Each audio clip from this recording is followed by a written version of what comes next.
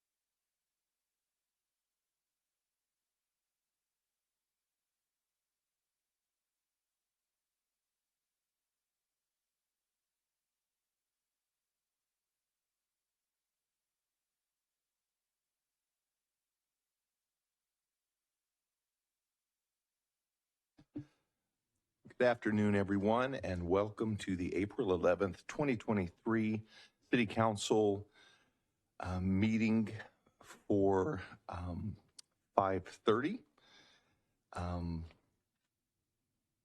And the Zoom meeting number 760-1397-0037. The following workshop presentation and public comments on the workshop agenda will be taken, and at this time we do have a quorum.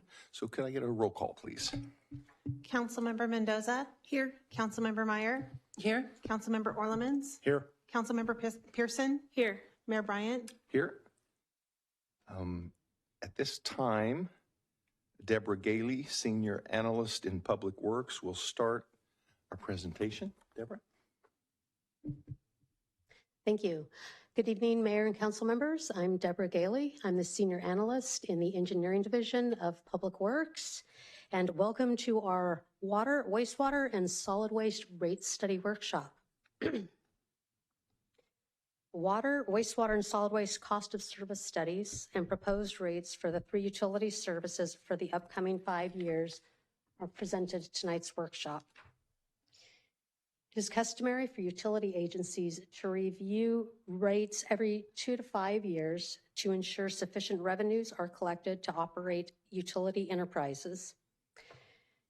To meet these ends, the city has contracted with Raftellus Financial Consultants to analyze water and wastewater services and HF&H Consultants for wastewater services. Our consultants are here with us this evening. Any questions that may be directed to them?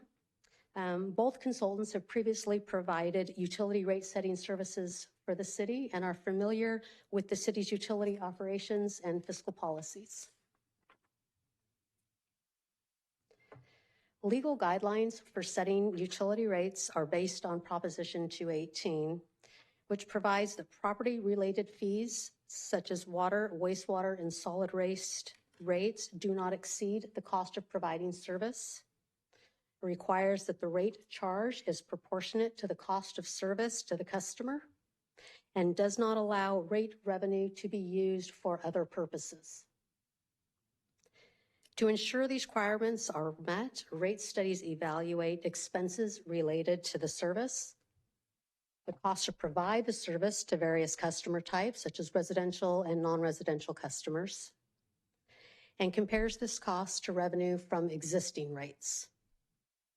It should be noted that Brentwood is the only city in Contra Costa County that provides the 3 utility services.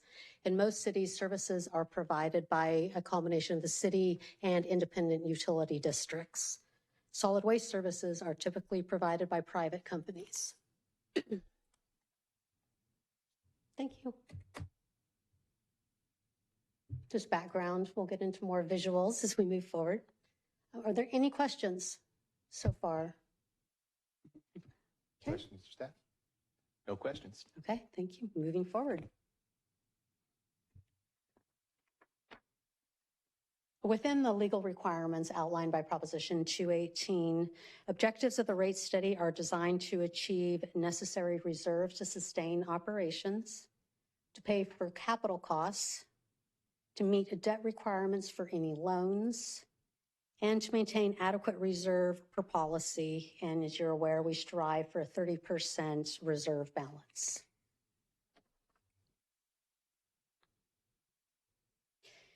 In the water enterprise, rates are responsible for funding the operation and maintenance of water treatment and distribution of over 3.5 billion gallons of water per year. The largest cost driver is the volume of water used and how that varies based upon weather, conservation, and various user habits. Main expenses include plant operations, cost to convey water from its origin to the water plant, and distribution of potable treated water, all of which is approximately 75% of the annual budget. Capital projects to guarantee future water supply, treatment, and infrastructure comprise approximately 15% of the budget, with the remaining for replacement to meet the reserve goal. The proposed rate structure maintains the current 4 tiers for usage in addition to a monthly base charge. And as with the last rate study, it also proposes a drought surcharge if state mandated conservation becomes necessary. The amount of the surcharge would vary dependent upon the level, excuse me, lost my place here. The amount of the surcharge would vary dependent upon the level of state mandated conservation required and would be applicable to each unit of water used. The intent of the surcharge is to recover the revenue shortfall from reduced water usage.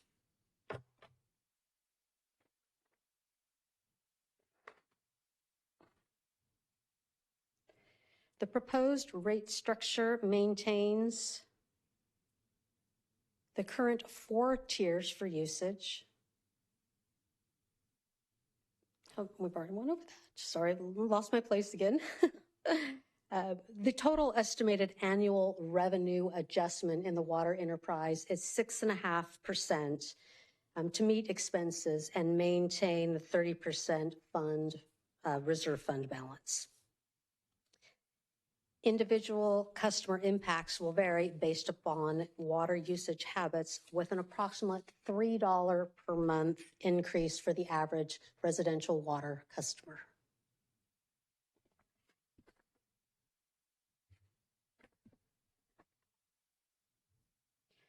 The wastewater enterprise is responsible for the operation and treatment of approximately 4 million gallons of wastewater collection and treatment daily.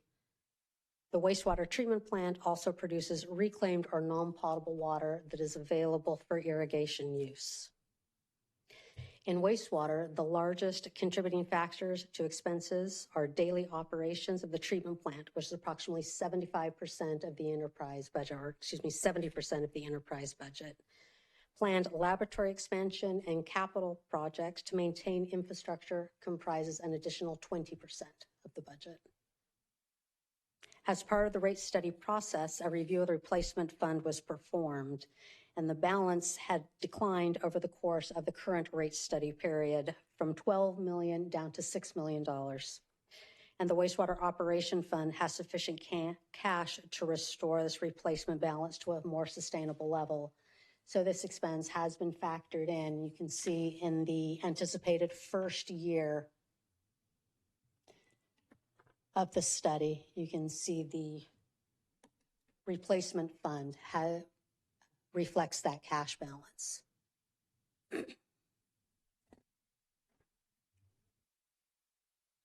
The rate structure is proposed to maintain the current flat base rate in addition to a variable rate based upon winter water usage.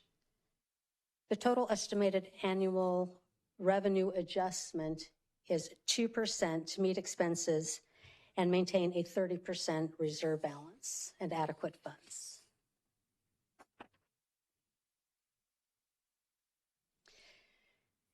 The solid waste enterprise is responsible for servicing over 60,000 garbage carts and 500 commercial bins each week. Largest expenses and cost drivers in the solid waste enterprise include personnel and equipment to service routes, and cost of hauling and disposal of more than 50,000 tons of garbage, yard waste, and recycled material that is produced annually. 90% of the budget relates to these daily operational and disposal costs. Implementation of SB 1383, which requires the processing of organic material rather than landfill disposal, has also added increased cost to the solid waste enterprise and to the hauling and disposal contract. Total hauling and disposal annual costs are estimated at just over $4.5 million for the upcoming fiscal year. This is approximately $500,000 over the current year.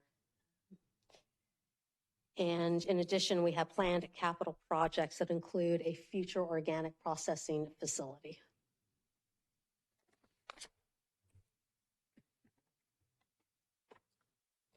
The annual average projected revenue adjustment is 4%, but this will vary by customer type and level of garbage service. The average residential customer would see approximately $1.84 monthly increase.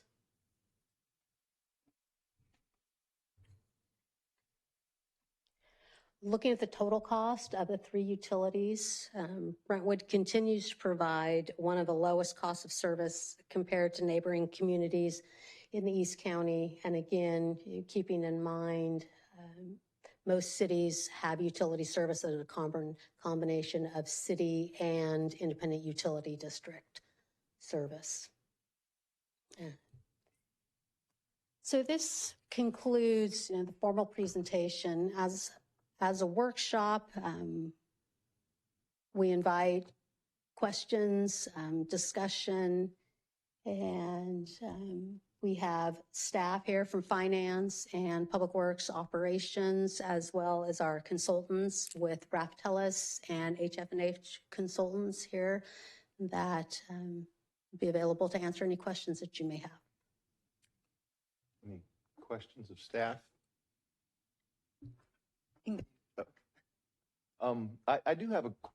I have a question that I'd like to make available to the community, because it's one of the questions that I get asked really often. Occasionally, it comes in waves regarding why it is that our rates have to be adjusted during times of conservation. Why is it more expensive, seemingly, during those times? I don't have a really great answer to give. I understand it's because the cost to us doesn't diminish regardless of the amount of volume used. But if there's a better way that our residents can understand that very difficult and yet factual piece of information, it'd be great.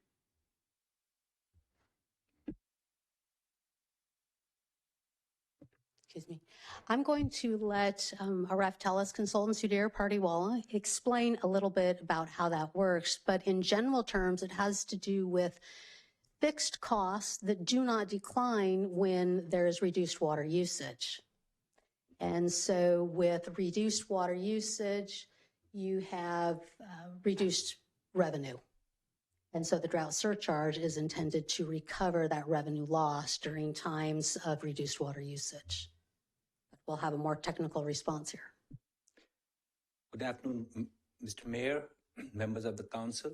Yeah, my name is Sudhir Pardiwala with Raftellus Financial Consultants. I think Deborah Gailey has kind of explained to you what the main issue is. So the issue is that there is a significant amount of fixed cost in our utilities, both water and wastewater. And when you have conservation, the variable rate actually does include some of the fixed cost. And so when that usage drops down, obviously you're not recovering all of your fixed costs. And that's why, as you can see in the drought scenario, as you begin conserving water, we have to increase our rate so that we can recover the fixed cost of the enterprise. Essentially, that is the main reason. Thank you very much. Okay. Can I ask a question about that? What percentage of the expenses are fixed versus variable? It varies. I don't have those numbers off the top of my head, but typically when you look at wastewater especially, it's like 70 to 90% of your costs are fixed because it's all labor costs. The only variable costs are the cost of chemicals really, and some power if you're having pump stations and so forth. On water, the primary variable costs are basically the cost of purchasing water from Contra Costa. So you still need the head count, you still pay for the benefits, you still pay for the pension, all of those things stand. Labor costs are fixed, right, and the benefits and so forth, whatever associated with labor. There are also fixed costs associated with maintaining the system, so irrespective of how much water you use, you still have to go ahead and maintain the system. It doesn't depend upon the quantity of water that is consumed. And similarly for wastewater, maintaining the pipes, distribution system, the treatment plant on both water and wastewater, those costs are essentially fixed. So the bulk of the costs are really fixed. There are very few variable costs, but when we set the rate structure, not all of the fixed costs are collected from the fixed portion of the rate structure. Part of them are collected from the variable rates, both on water and wastewater. And so when you have conservation, it does impact the revenue that the utility collects and does not cover all the fixed costs of the utility. Okay, if there are no further My questions are more internal. I know that during the pandemic, of course, we gave some grace when it came to payments being on time for utilities, and I'm wondering now, in our current situation, do we have any kind of subsidies for lower income families who are struggling to meet these bills? We do not currently have a low income rate, and for the same or for the exact purpose of what you just mentioned, subsidy. If we were to have a low income rate, that rate would have to be subsidized by other users. And of course, that would not meet our Proposition 218 cost of service requirement. The only other option would then have a subsidy come from another fund. And of course, that is a council prerogative and could be council direction if they wanted to create a low income fund. But the subsidy for that fund would have to come from some other source, general fund or something of that sort. It could not be funded by one of the other rates within the enterprises. Okay, thank you. One other question internally. Reading about the mailing campaign, the outreach to let everybody know about this, are there any other methods of outreach that are being utilized? Of course, we'll have information on the website, starting from the homepage, and we're working on where that most visibly be seen through the utility billing and the homepage. And of course, that was one of the things after the discussion section, I was going to show an example of what will be mailed as notice. At this time, those are the two methods that are planned right now to notify all property owners as well as utility customers. In the event there's a tenant situation, maybe there's an out-of-town property owner with a tenant that is a utility customer, both will receive notice. And then, of course, we'll have all the information on the webpage. Thank you.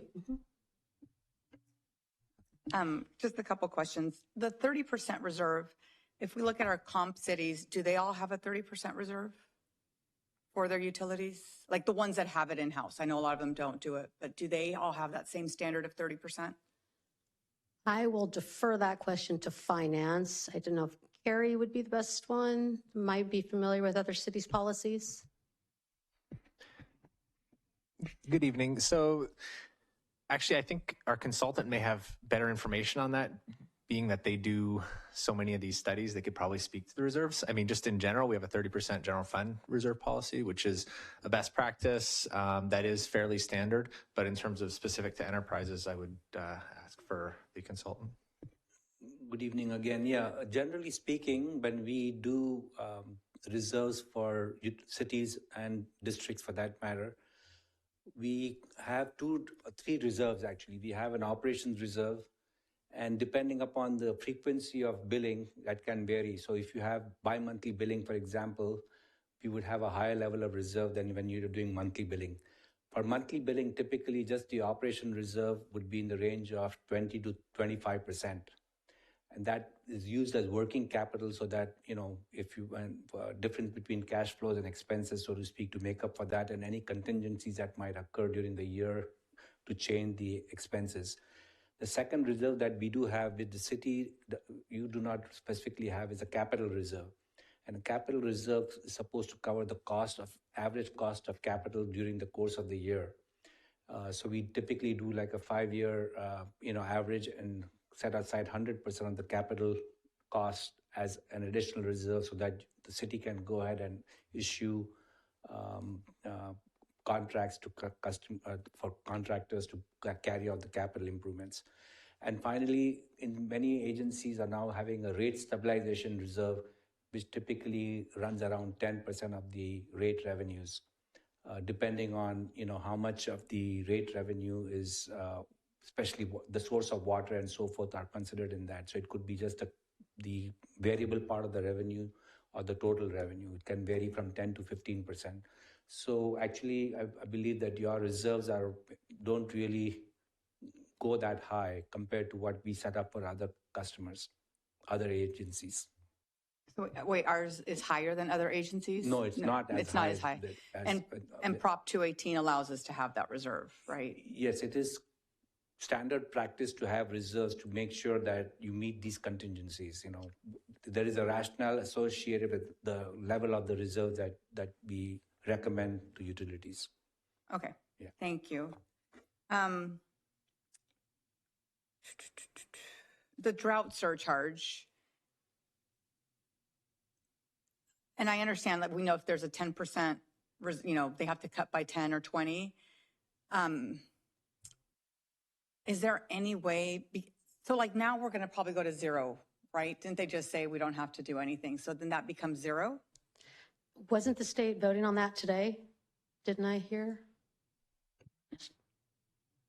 I don't know about 0%, but our current water shortage contingency plan and the urban water management plan lists a base level of 10% conservation, and that's also codified in our Muni code, I believe. That's our base level, and that's also consistent with statewide. So the state is aiming for everyone to conserve 10% forever. That's the new normal. Okay, so that was one. And then I don't know if you did the math on this, but I see our average bill today with proposed. What does it look like at year 5? What is that total at year 5? Because every year we're going up a little bit on every single one. So I think you're proposing the average bill goes up to $32.50. What does that look like at year 5 for the average Brentwood family? If you have it. If not, I mean, I know this is the workshop we could always come back with, and I just thought about that. Sorry, I didn't send that away. I don't have that off the top of my head, but knowing that after the first year adjustment is based on appropriately allocating cost of service, and then from there, each year would have the revenue adjustment adjusted. So our average bill of $173.02 would then be 4% for garbage, 2% for wastewater, and 6.5% for water. But I can bring that back at the workshop, of course. That'd be awesome. Okay, and would you like me to outline that for each of the 5 years for the term of the Just from study, year or just 1 the to year beginning and 5 the is end? whatever's easiest for you. I mean, if you do it in a spreadsheet and you have all 5, that's fine. If not, just year 1 to year 5, just so that people understand, like, this is year 1, but don't be surprised because in year 5, it's going to look like this, right? And I know I had emailed about a cause of change, like what, you listed all of the drivers and the increase, and I just want to understand the allocation per driver, kind of, and I talked to Tim, kind of like a waterfall. We're starting here, we're ending up here. This is the amount we're attributing to each of those buckets that were outlined, and we don't need that today, but just maybe later on. So let's understand, like, what is labor, what is state legislation, like all of those different inputs, so that residents understand some of it is outside of our control. Some of it's regular CPI to labor. Some of it is benefit related that is out of our control, and we can't do anything about it, but so that they kind of have an understanding of why we have to increase these.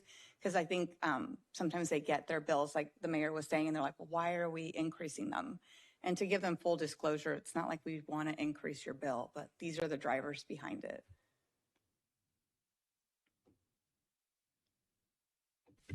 So Deborah, do we have some of that analysis ready tonight?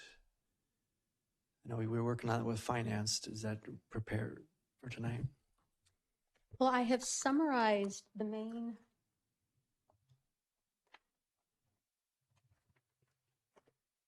main categories in the 3 enterprises.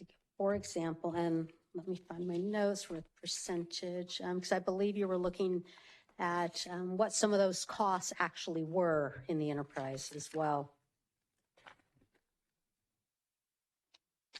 On my right pages.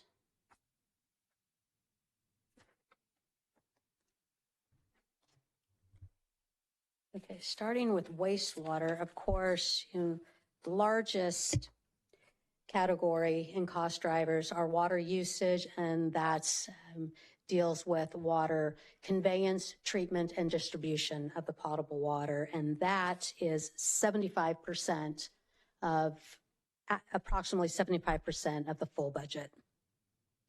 And then capital costs that guarantee the future water supply, future plant expansion necessary for any growth. That is approximately 15% of the total budget. And then the remainder is a replacement to help maintain our aging infrastructure, maintain that we have an adequate balance to maintain the infrastructure.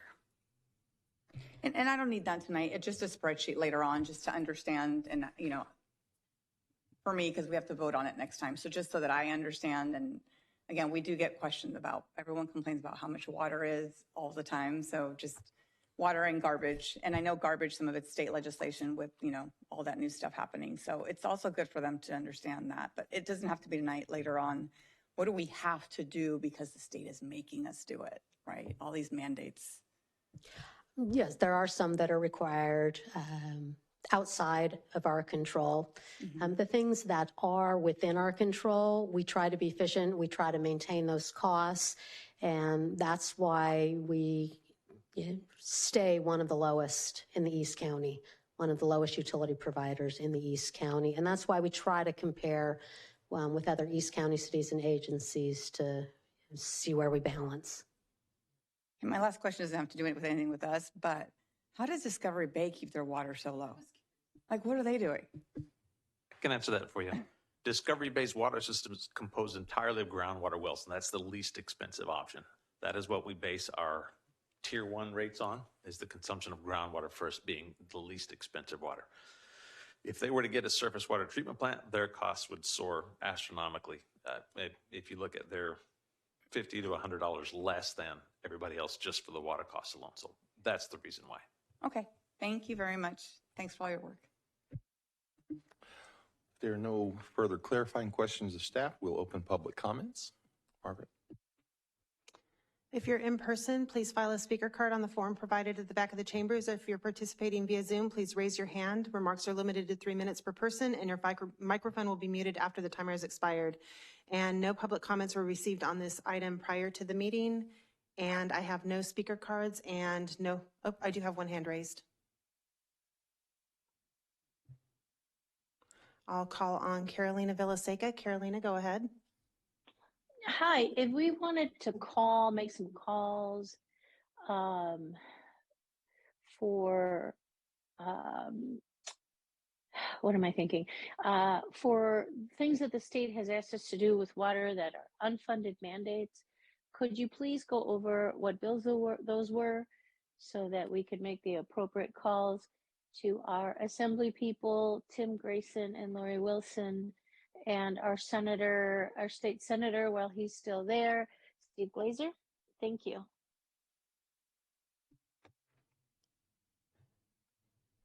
Thank you. I have no additional hands raised.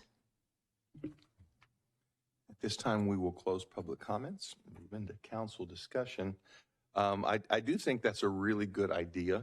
If somehow we could get the actual Senate or Assembly bill that is the unfunded mandate, so that our residents can call our state representatives to express their concerns over specifically what Senate or Assembly bills that have been passed into law or are on the floor that are going to be one of the most frustrating things as just a resident is unfunded mandates that the cities are demanded and required to meet, and there's no funding made available. And fortunately, we are in a position that is highly enviable from a lot of other cities in the state, in that the city of Brentwood has been run for decades very conservatively, very well. And so we are in a much better condition than a lot of our other cities in the state. And as difficult as those unfunded mandates are on us, it is causing absolute devastation to the finances of a lot of cities in the state. And it's really frustrating because, we're all just residents here. We don't get a break on any of these bills. We all pay the same amount for all of our bills. And it can be very frustrating. I did get the opportunity to spend several days with our Public Works team down in San Diego, got to learn a lot of information from Mr. Weichert and James Wolf and his team down there. And it's really great to know that our Public Works team that helps supply this with us are vested in this. Many of them live here in the community, but more than that, they've got their eyes on any technology that could make things run more smoothly, any future technology or programming that would make things easier. If you have a water leak, for example, be able to find it, measure it, narrow it down. All of these things, there are a lot of these things that are in the works right now constantly. And so it's really great to know that we've got such an awesome team looking out for us, because it's really frustrating. I had a water leak at one point in the last few years, and I for some reason my bill went up to $450. We weren't using any more water. It was during the drought. We weren't watering our yard. Found out it was a water leak. I was up to my waist in the 3.5-foot hole when I found the leak. And one of our guys stopped, and our cul-de-sac came over and kind of tapped me on the bottom of my boot. And I pulled my head up out from under the water, and he said, "Need some help?" Didn't know me from Adam. You just saw one of his customers in need of help, and he helped me out. And we have just outstanding customer service culture in our Public Works. So the fact that we've got a professional team that's on the job trying to make sure that our costs are held down to the absolute lowest possible and still get quality public service and quality water and solid waste, it's really refreshing to have that. To be clear, should residents be fixing their own water leaks? That's a serious question, Casey. There's probably a more serious answer from Damien, but we are happy to fix all the water leaks that are in the public right-of-way, and we are happy to provide assistance when we can on private property, but Damien has a certain amount of leash that he lets us do things like that. So as a general rule, we don't go onto private property and make repairs. Well, let me clarify. He allowed me to borrow a manual hand pump and told me where I could go buy one here in town. And I used it, fixed it, gave it back to him, and I went and bought my own. So, but it was really nice to know that he was concerned and just wanted to make sure I wasn't drowning in a hole that I had dug in my front yard. But, it's just a matter of the point of that was he didn't have to stop. And a lot of people wouldn't stop. I know that he's busy because all of our employees are busy. And he saw somebody that clearly was quite literally in over his head and stopped to see if I needed help and gave me the direction as to how to best get help. That was a few years ago. Now I call a local plumbing company, and I learned my lesson. But it's great to know that's the kind of individuals we have that is serving our community. Something else along those same lines, we have a water conservation specialist on staff, and we also have available water conservation audits free of charge to residents. At any point, they can give us a call, request a water conservation audit, where one of our staff members will head out to their residents. They can help with suggestions and tips and conserving other places if they're teach residents how to detect leaks, where to possibly save on irrigation. We also have a water conservation website that provides all of these tips. It also can teach residents how to read their own water meter so they can track usage if they want to try to monitor their own usage habits. So there are a number of resources out there that residents and businesses can use to keep tabs on their water usage and try to make sure nothing's being wasted.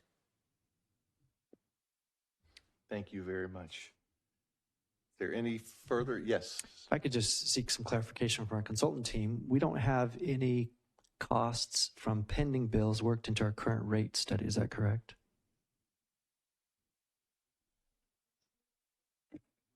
If the state bill has not been passed yet, we've not incorporated those unfunded costs into our current rate study, correct? Okay, just want to make sure that was clear.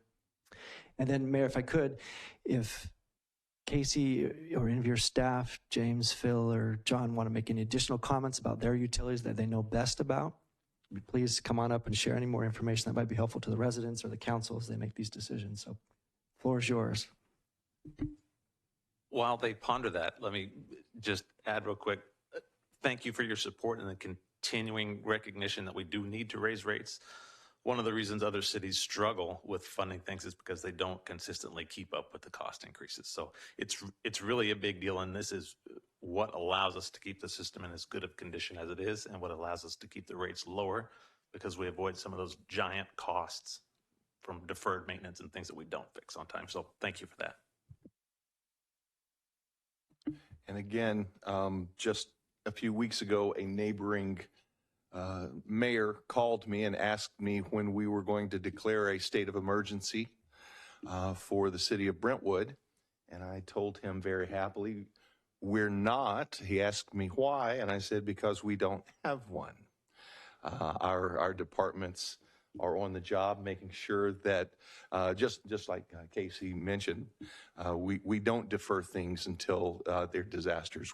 We maintain things, and during our storms that everyone was dealing with the same issues. The city of Brentwood was in much better shape than almost every community around us, and it is because of the work that is done in preparation and consistently.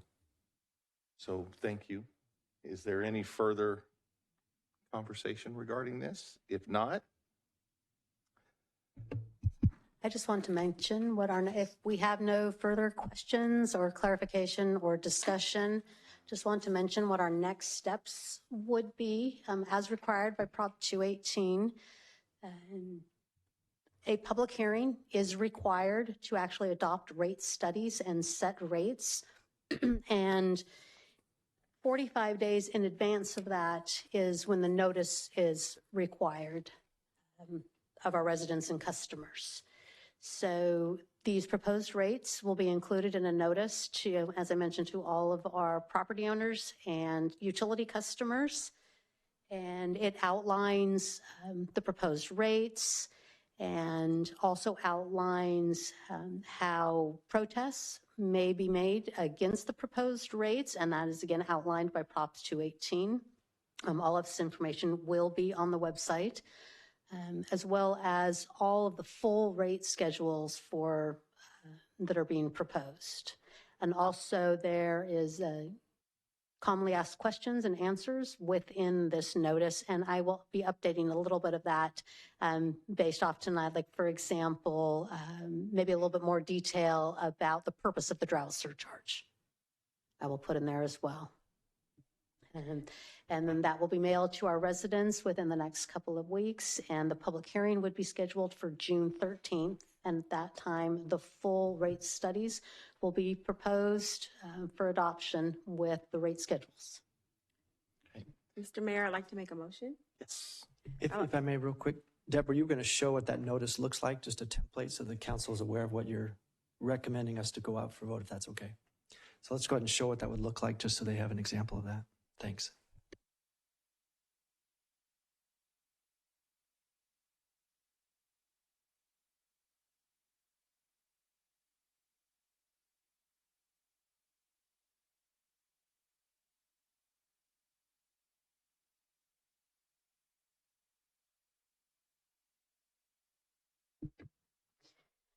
It will be an 8-page, double-sided, full-size paper mailed, addressed to, outlining the public hearing on the front page, of course, and then details on the process, full rate schedules for the water and the wastewater and the solid waste, Q&As about the rates and the process. And then it will be direct mailed to addresses, but it will have a general property owner and utility customer listed on it rather than specific names. Deborah, is there any way that we could make it clear that this isn't junk mail? Because, and I don't know if you get red ink and put on the outside of it or not junk mail put on the outside of it, but there are a lot of people that just see stuff like this they're not anticipating. They just throw it away without opening it. If we could somehow do what we can to notify them on the actual piece of mail that it's not junk mail, that would be really appreciated, if there's any way to do it. I try to make it look official with the city logo, as such. And of course, on the front right there, saying that it's an important notice regarding proposed water, sewer, and garbage rate increases with the public hearing date right on the front page. Do you think maybe red letters on the important notice part? Or was it a lot of expense to do the red letters?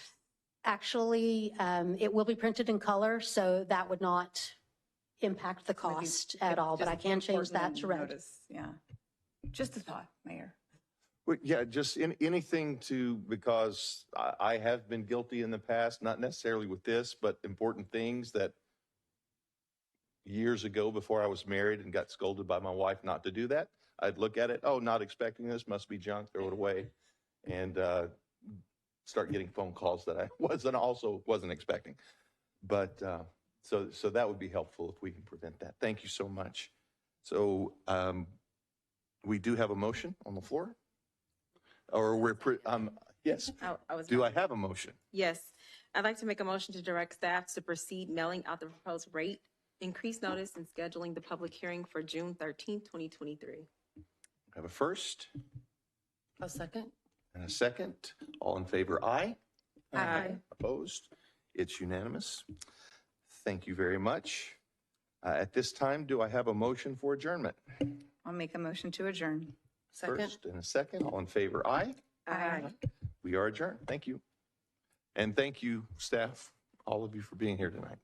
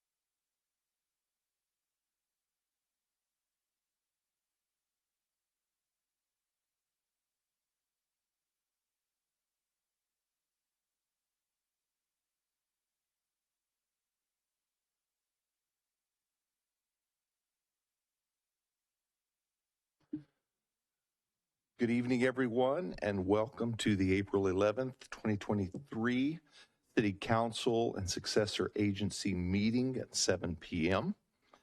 We do have a quorum, and we have a quorum also of our student representatives, councilperson, vice mayor, and mayor are with us this evening. And so we're going to let them sit in the hot seats tonight. And if there are any issues in the community, you need to have the answers tonight. We're going to just be in support of you. So do I have a roll call tonight? Councilmember Mendoza. Here. Vice Mayor Meyer. Here? Councilmember Orlemans. Here. Councilmember Pearson. Here. Mayor Bryant. Here. We do have a quorum. If you could join with me in the Pledge of Allegiance. I pledge allegiance to the flag of the United States of America and to the republic which stands, one nation, under God, indivisible, with liberty and justice for all.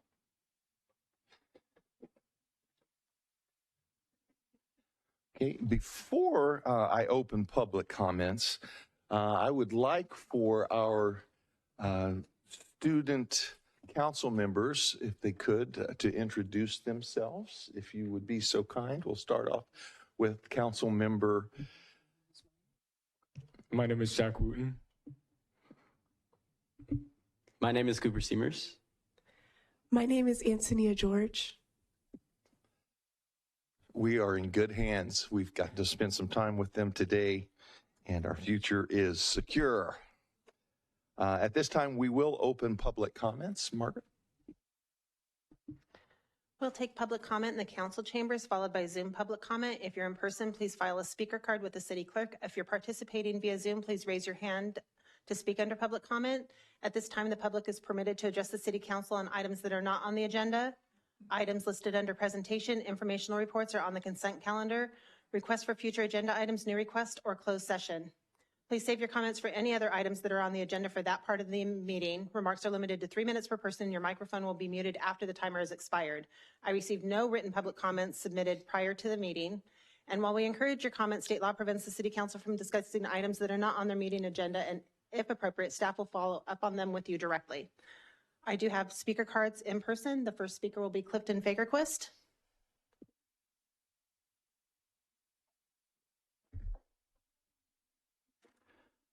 I'm a resident of Deer Ridge.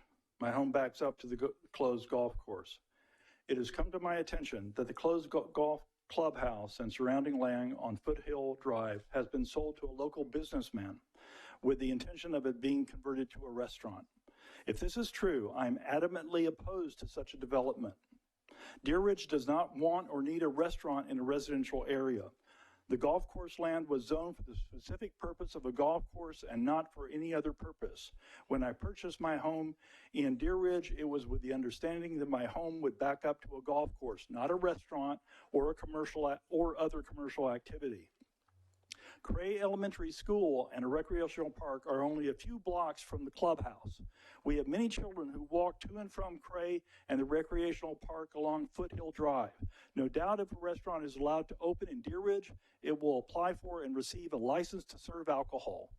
Foothill Drive has quite a bit of traffic already. A restaurant located at the clubhouse location will only increase the amount of traffic during weekdays and on the weekends. It is foolish, to say the least, for the city manager, the planning commission, and the city council to allow the opening of a restaurant in what has been a peaceful residential area. Deer Ridge does not need to traffic from a busy restaurant in the heart of a residential area with a concomitant inebriated drivers going to and from such a restaurant. Deer Ridge is not a gated community.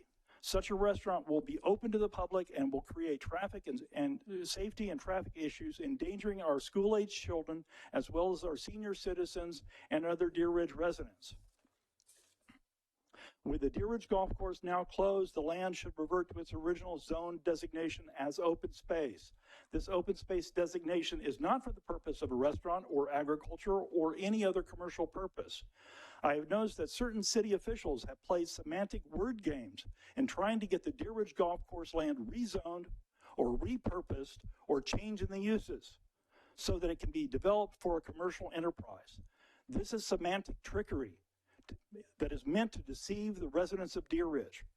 For those newly elected to the City Council, you should know that Deer Ridge residents have been for many years fighting proposals coming from Suncoast and World Business Academy, a supposedly nonprofit organization run by the brother of the owner of Suncoast. Now with Deer Ridge residents are to be treated to problems associated with a restaurant in a residential area, in a residential neighborhood.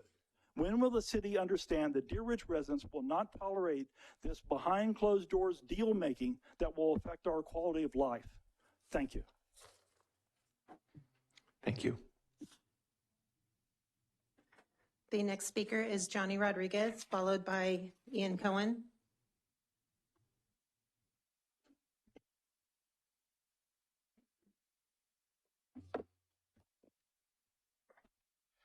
Thank you for the opportunity to speak. I actually wanted to come in and speak tonight in regards to a wonderful event that happened this weekend here in the Village Drive community. I'm the executive director of One Day at a Time, which is a youth organization that's been based in East County for about 30 years now.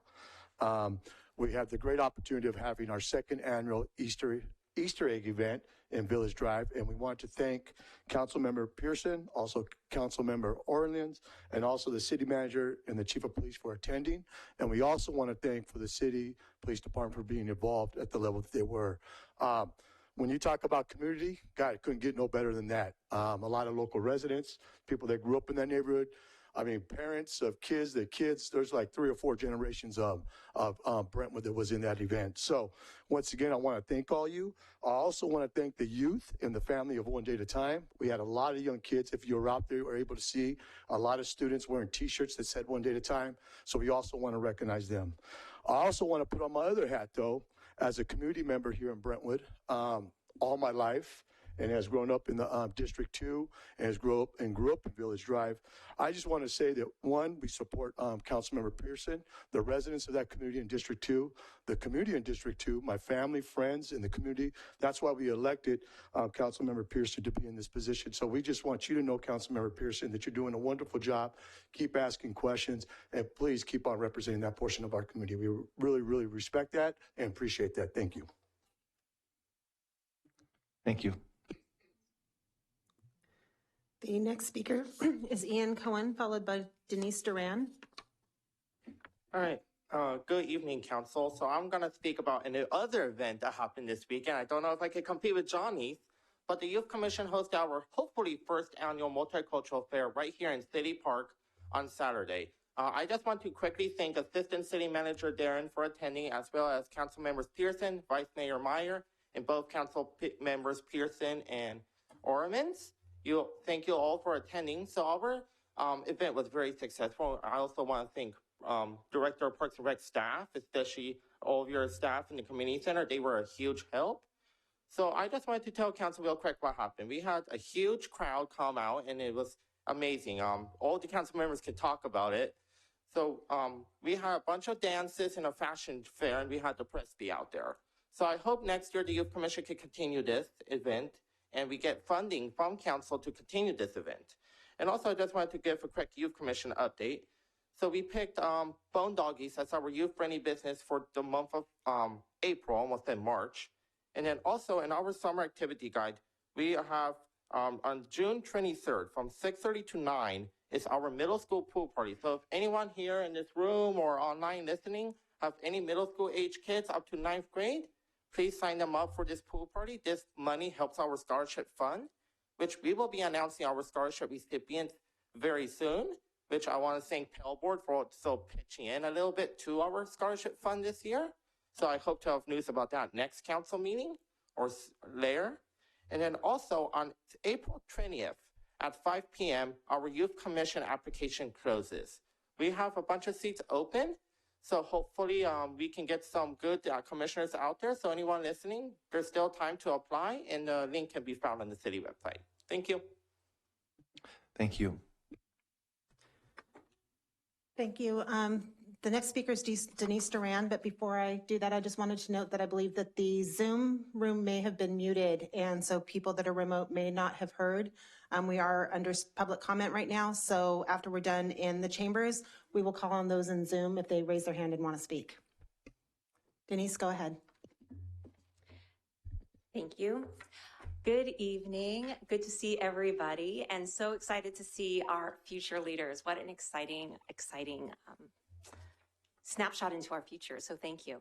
I also want to say thank you so much to Councilmembers Pearson and Orlemans for attending a 2-year anniversary ribbon cutting at Bliss Mind, Body, and Massage.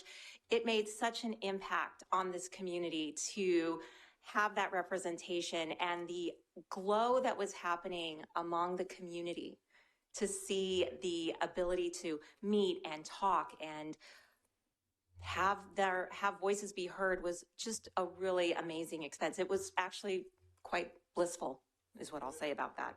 I also want to say thank you to the city manager's office. Abraham Salinas was there, senior analyst, and he too was doing a great job of making connections and talking with local business owners as well. I'd like to warmly invite everybody to the upcoming May 9th Business Expo and Job Fair for the East Bay. It is going to be held at the Parks and Rec Community Center.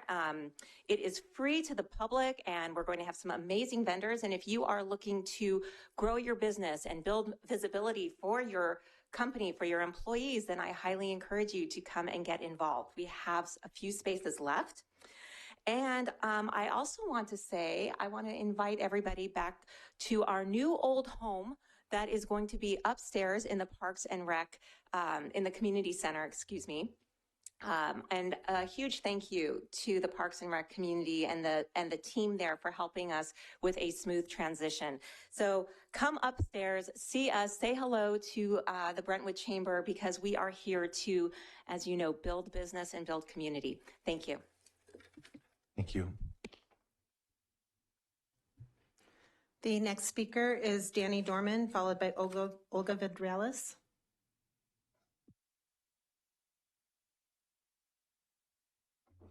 Good evening. It's great. It's great to see young people out here. From experience, I've lived here 20 years. I only started getting involved in government 4 years ago. And I've learned a lot. I urge every one of you, call in. Just say what's going on in Brentwood. How you doing? Anything. Participate. Because that's how you get their attention. And take it from a reliable source. You can get their attention. Okay, so lesson number 1 for you future folks. Let's talk about all or nothing. We have statutes on books. With limited circumstances, statutes need to be enforced or not at all. Case in point, kids, there was a couple who had a structure they had to tear down because it violated a particular ordinance. Even though that couple built it with no ill intent, even though that couple had proof of other people in the area, they still had to tear it down because it violated a statute. I didn't like it, still don't like it, but that is the statute. So it's all or nothing at all. Tonight, there'll be a couple of things brought up that have to do with violation of statutes. Neither one of which have actually been addressed, and which is interesting. Well, actually, it's going to be very interesting because in 58 seconds, a decision is going to have to be made. But what's interesting is that, and that's another thing to remind you kids, is that they're all temporary employees. It's the chair that's important. The bodies in there, that's why we have statutes, because the bodies will change, but the chair never will. 33 seconds. It's going to be interesting, Mr. Mayor, Chair. The reason I bring it up as a side note, for the first time in 4 years, someone got a chance to talk beyond the 3 minutes. And I'll find out in 17 seconds if I'll be granted the same courtesy. 2 ordinances that have not been addressed prior to tonight. And I think that was only because of pressure placed upon this body. The speaker's timer has expired.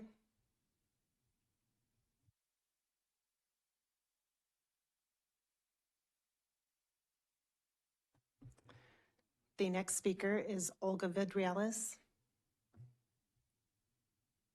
Good evening, Mayor, City Council members, youth.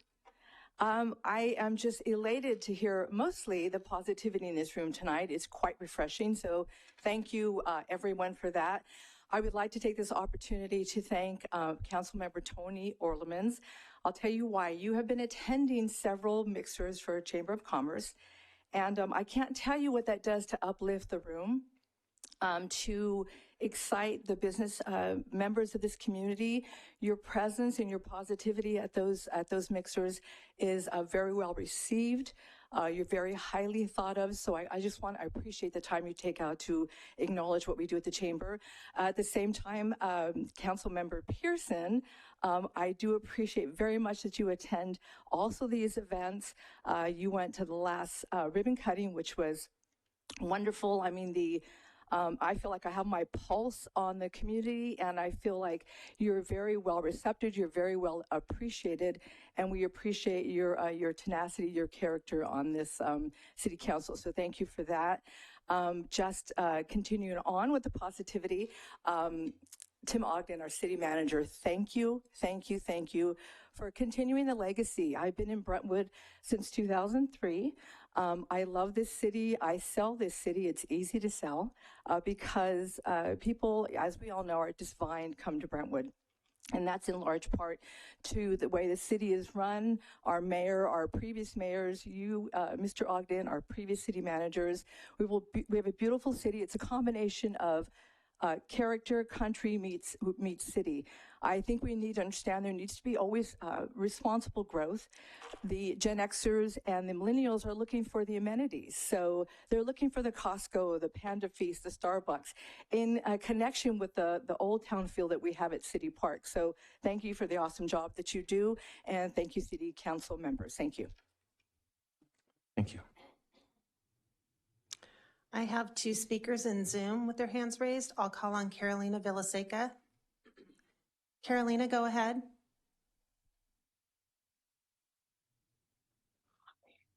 Hi, good evening, City Council. First, I wanted to thank Councilmember Mendoza for all of the very clarifying and insightful questions that she asked at the water workshop earlier today.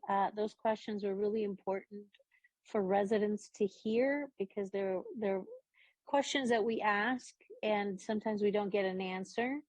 And they're very important to know. So thank you for asking those questions at the last session.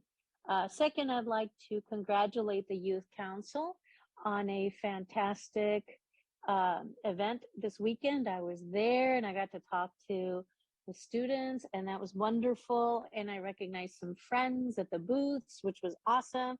I had Sri Lankan food, which I had never had before. I don't remember what I ate, but it was absolutely delicious. I encourage events that happen. Please, food trucks from everywhere. It's been so good. And lastly, I'd like to thank Vice Mayor Meyer and Councilmember Mendoza for coming early to that event this weekend. The youth had such a great time talking to these 2 council people. Then they got up on stage and they were incredibly uplifting and they were incredibly positive, and everybody in the audience was so happy to have them there. And especially the young people, because they felt recognized, they felt seen, and they felt heard, and they felt like all the work they put into that event was worth it. So looking forward to much more from the Youth Council, and have a great meeting. Thank you. Thank you. The next speaker is Cinziana Todor, followed by Kim Bailey. Cinziana, go ahead. Hi, good evening. Thank you for the opportunity to speak. I would like to apologize to the youth that's in the chambers today, but hopefully they will get to see from my comments that it's not all rosy and everything's perfect in our city as the previous speakers portrayed. So I have 3 items. I would like to ask, when is the median on O'Hara Avenue between 2nd Street and Sanctuary going to be landscaped? Residents were repeatedly told with development come improvements. Silvergate Apartment, where Mr. Orleman went for a ribbon cutting ceremony and cheap cheese and wine kind of event on the second time around, is done. It's a big development. Are they paying into an LLAD? In my conversation with city staff, the funding was allocated back in 2008, then pulled for whatever reason. Can we please make sure this area leading to downtown is landscaped and improved to Brentwood standards? What it's really upsetting also is that District 2 Councilmember Pearson is not bothered about the fact that this median dirt has no landscaping. It's in her district. Are those the standards we should be expecting going forward? Residential, the second item I have, residential and commercial developments list. It's a big issue and something that Brentwood residents pay attention to. Why is it not updated consistently? We have projects since 2001 that are still in review. Are there any limits of expiration on the review of a project? Number 3, Brentwood PD attended an egg hunt event organized by a disgraced, illiterate, and corrupt former council member who runs a for-profit organization, not, as he lied about all the way, to be nonprofit. However, Brentwood PD could not be bothered to send representatives to the youth event downtown. I guess Chief Hansen retired and the standards of community engagements are going down.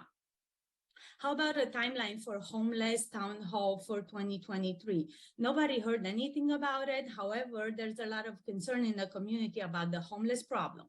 And talking about the multicultural fair organized by Brentwood Youth Commission, the 2 new council members did not show up on time to speak as they confirmed they would. Way to show you care about Brentwood youth. But what can I say? Birds of feather flock together. Also, whenever you go to ribbon cutting ceremonies, it should be for the benefit of your residents and your constituents. So maybe in your reports, you would actually highlight not how good the food was, but why was the reason why you went to those events and how you engage and what's the benefit for your constituents. Otherwise, please stand home and provide. The speaker's timer has expired. The next speaker is Kim Bailey. Kim, go ahead. Good evening. I am calling on behalf of Bliss Mind and Body. I am the spa manager there currently. I just wanted to echo Denise Duran's comments that she had made, that we are very thankful to the chamber members that were able to come out to our event, as well as the city council members. We do appreciate the support of the city and of the chamber as well. We just wanted to, again, thank you all for your time. Thank you all for your support. And that was all we would like to say.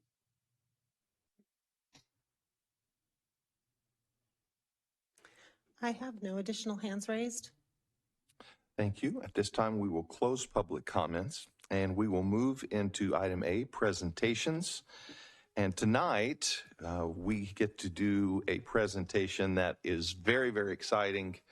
The Vice Mayor and I, along with some of our city staff, John, who is here, wave John, and the school district got together to get a fourth grade recycling art contest together, and there were more than 25 applicants, pieces of art that we had to look at and got to look at, didn't have to look at, we got to look at. And it was very difficult to make a decision on the four pieces of artwork that were chosen. And it was supposed to be two, but they were so good that we had to have four. And so tonight we have the pleasure of presenting to the artists that are here in the council chambers tonight, certificates of recognition. And so I'm going to ask if the four artists that participated will come up to the podium here. Anjali Pichakani, Manya Chuhan, Colleen Pepito, and Eileen Perez. If you could join us here in the front, and the Vice Mayor and I will see you in just a moment.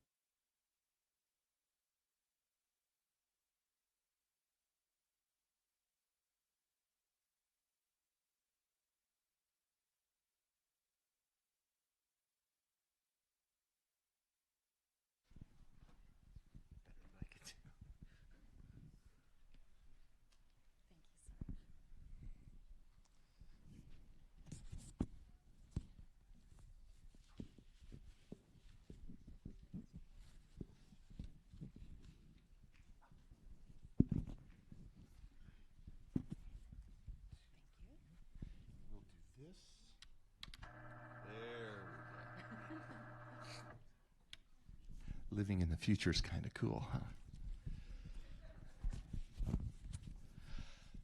So it is such a pleasure, and here, let me move this down so we can see you, to meet all of you fine artists, and would like for you to introduce yourself and tell us what school that you go to, so you can just speak one at a time right in this microphone.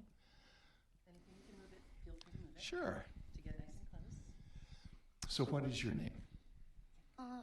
My name is Colleen Pepito. I'm from Pioneer Elementary. Wonderful. My name is Anjali Pichakani, and I'm from Pioneer Elementary. My name is Eileen Perez, and I'm from Pioneer Elementary. My name is Manya Chohan, and I'm from Guerin Elementary. Wow. Can we give them a hand? What a wonderful group of artists. And because of our technology situation, this camera right over here will be something that we can show our entire community. So if you can step right over here and face this way toward that camera right at the top, come on right over here.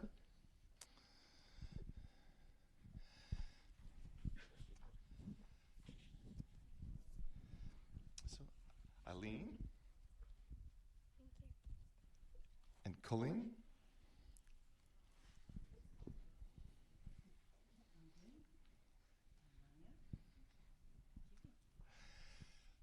John, do we still have the trucks outside, or were they already gone? Okay. But we will show the artwork now up on the screen.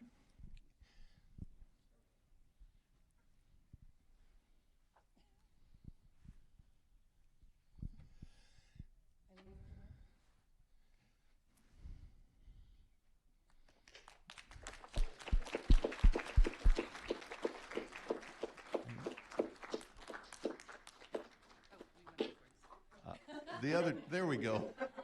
Now, there's Manya.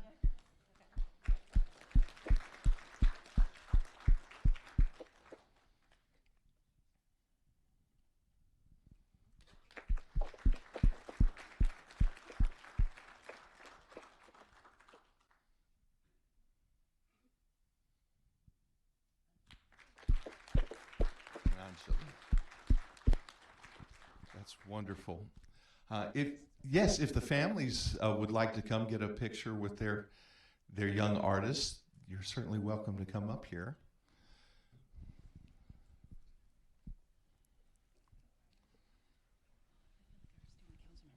Yes, and our mayor and vice mayor and council person, if you'll come on over here also.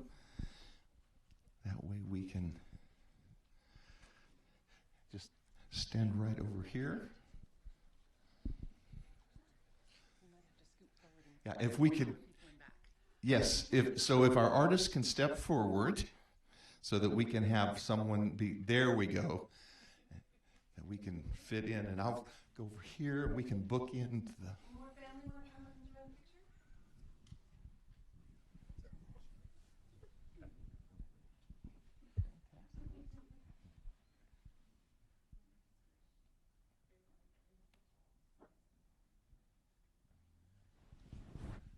Thank you so much. Let's give them another hand.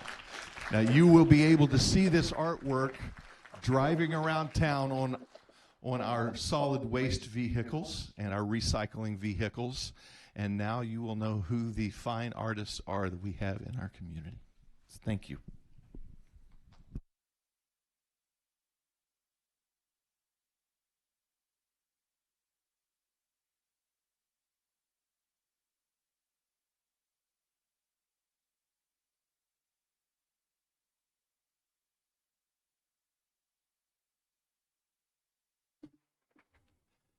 It is absolutely amazing that fourth graders have that kind of talent. I was struggling with stick figures at that time, and they are just amazing artists. I really appreciate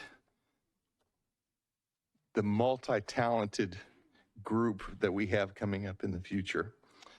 At this time, we will move into item B, informational reports from council members, committees, liaisons, and staff. And this time I'll start to my left with Councilmember Orlemans.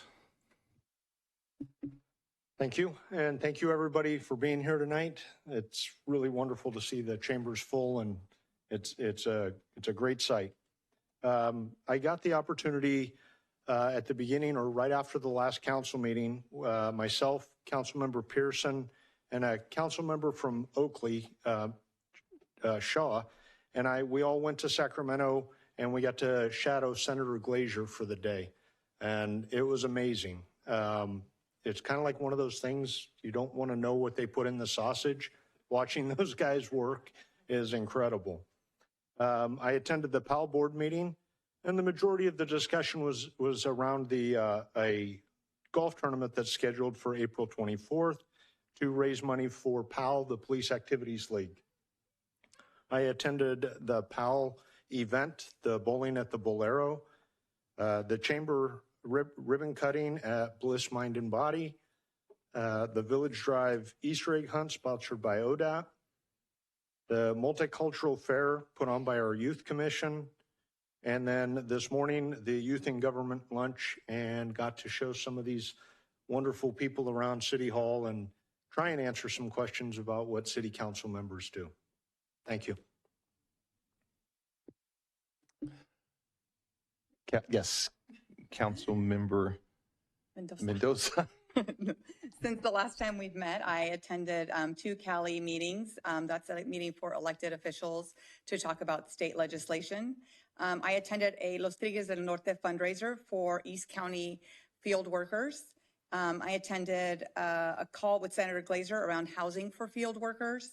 Invited to speak at students at LMC Cesar Chavez event.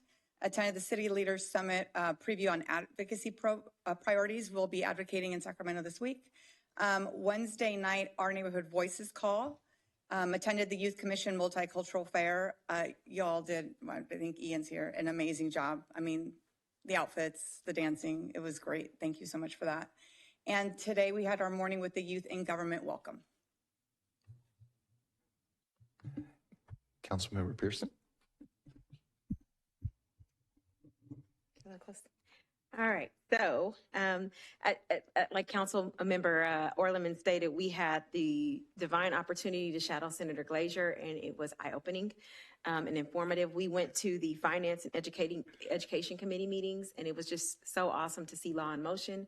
And also, there was one moment where several people from the state of California came into the meeting. I'd say maybe about 60 people to discuss their support of a certain bill that had to do with dyslexia and screening for dyslexia. So it was emotional. I got to sit there with the presenter who presented on behalf and felt really emotional about how much the public showed up and talked about what their issues were and what they like to see.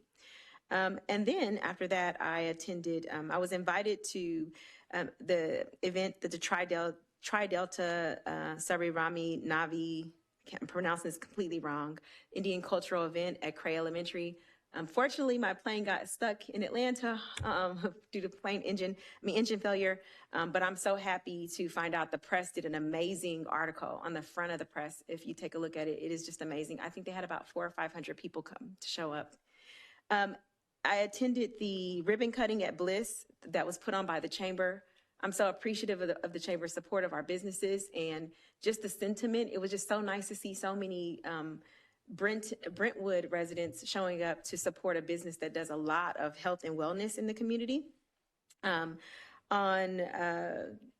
the ribbon cutting, I immediately came here to watch the Youth Commission in their meeting. I have to say the Youth Commission does a phenomenal job. And I have to thank Chairperson Ian Cohen because he did a phenomenal job of running the meeting. He can probably give the mayor a little run for his money. He's a phenomenal chairperson. But they do a great job at the Youth Commission. If you haven't come out to ever support them, they put together a lot of events, and just please come out if you can during the week. The other thing is on Saturday, I attended the ODAT Easter egg event in the Village community, which is also in my district.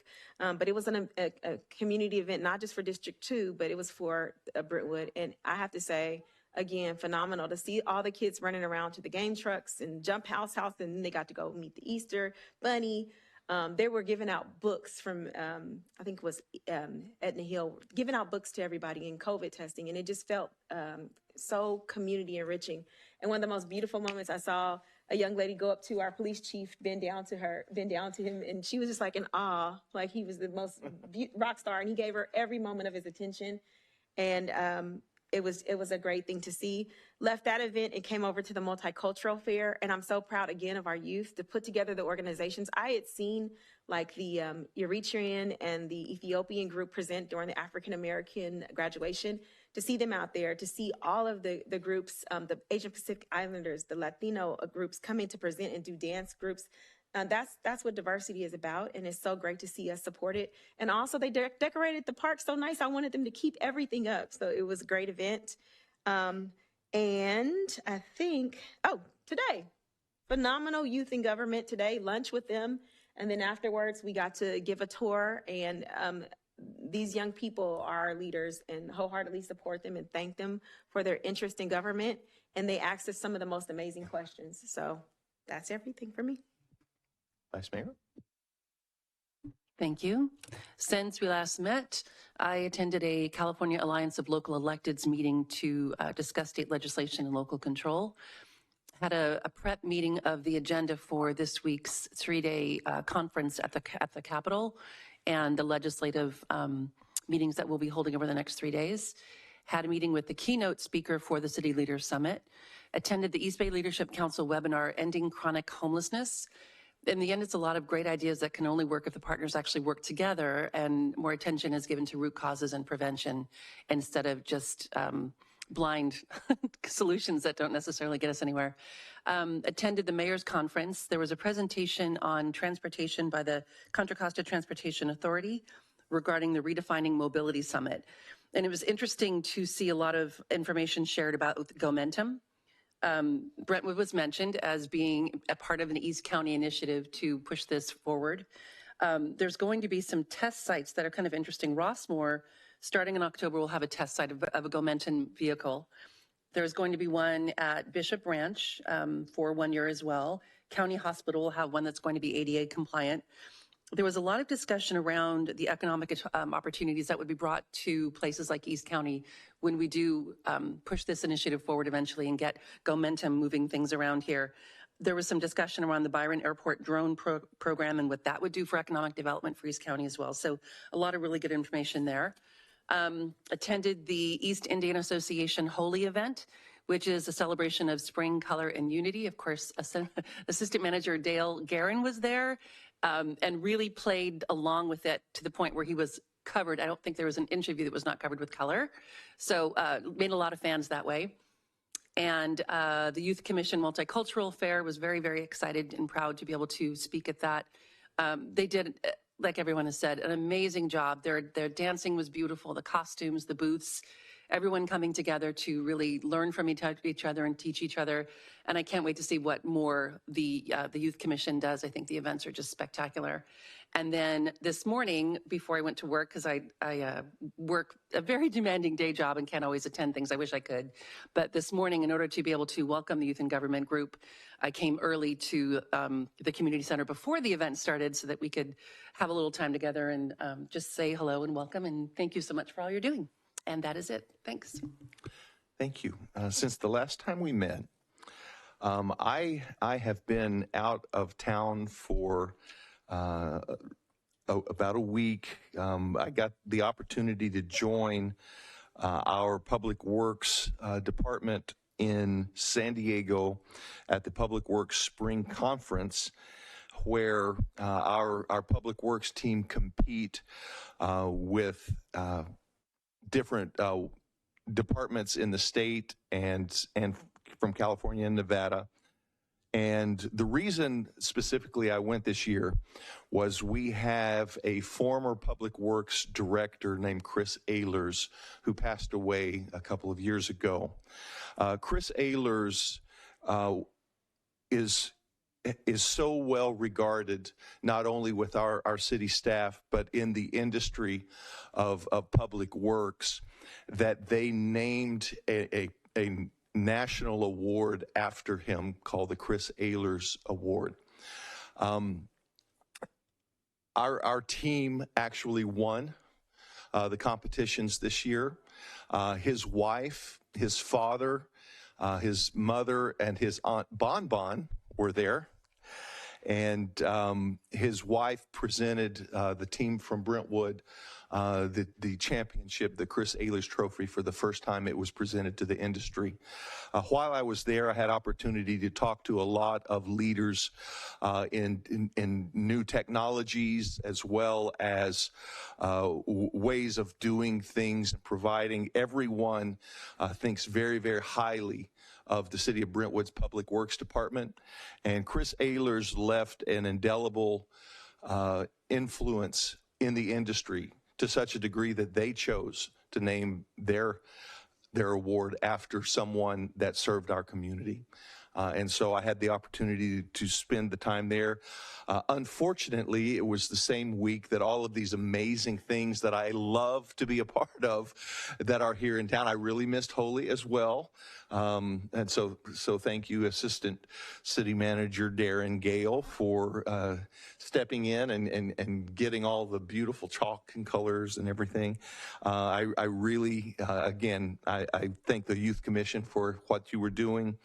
But I was out of the area doing that. I also attended a call with the Habitat Conservancy regarding the extension and the bridge of the Sand Creek extension that we are working on to complete here in the city. And this morning, I met with the Heritage High School Youth in Government, and it is so phenomenal to see such outstanding young people. You hear stories in the news coming out of different states about young people trying to rob stores with alligators in the state of Florida. And some other crazy things that you hear the up-and-coming generation doing, and it can cause someone of my age to have some concerns. And then you get to spend time with our young people and our future leaders, and all the concerns and the fears go away immediately. Hopefully none of you got any thoughts about what I just said about the alligator. But really, okay, maybe it's too late. Fortunately, we don't have a lot of those around here. But I do want to take this opportunity before we go into our consent calendar to let our representatives, our vice mayor, our mayor, council person, and is it city clerk's office? City clerk, she's the city clerk, to tell us a little bit about your plans for the future.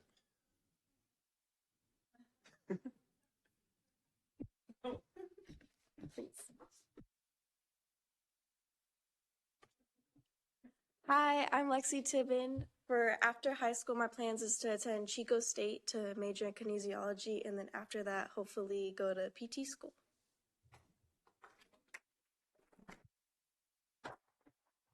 Hello, I'm Jack Wooten, and after high school, I'm not entirely sure yet. I have my pilot's license, so I'm either gonna go into aviation or I will commit to UC Davis on their chemistry scholarship.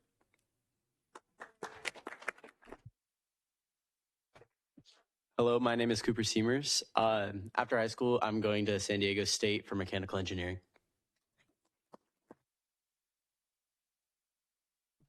Hi, I'm Antonia George, and after high school, I have a few offers, so I'm not sure where I want to go yet, but I'm going to major in business and hopefully become a doctor. Take that, Florida guy. Yeah.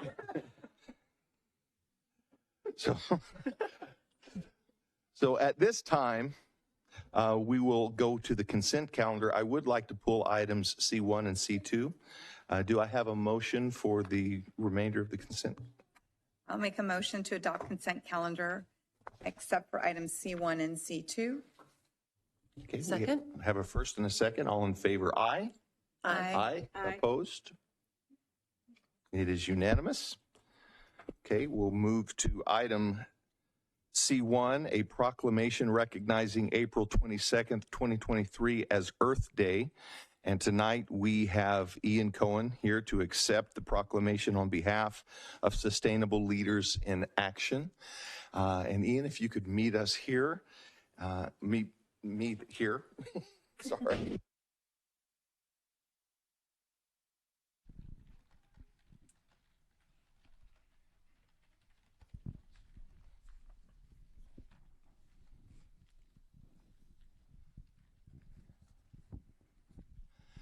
For those in our community that do not know Mr. Ian Cohen,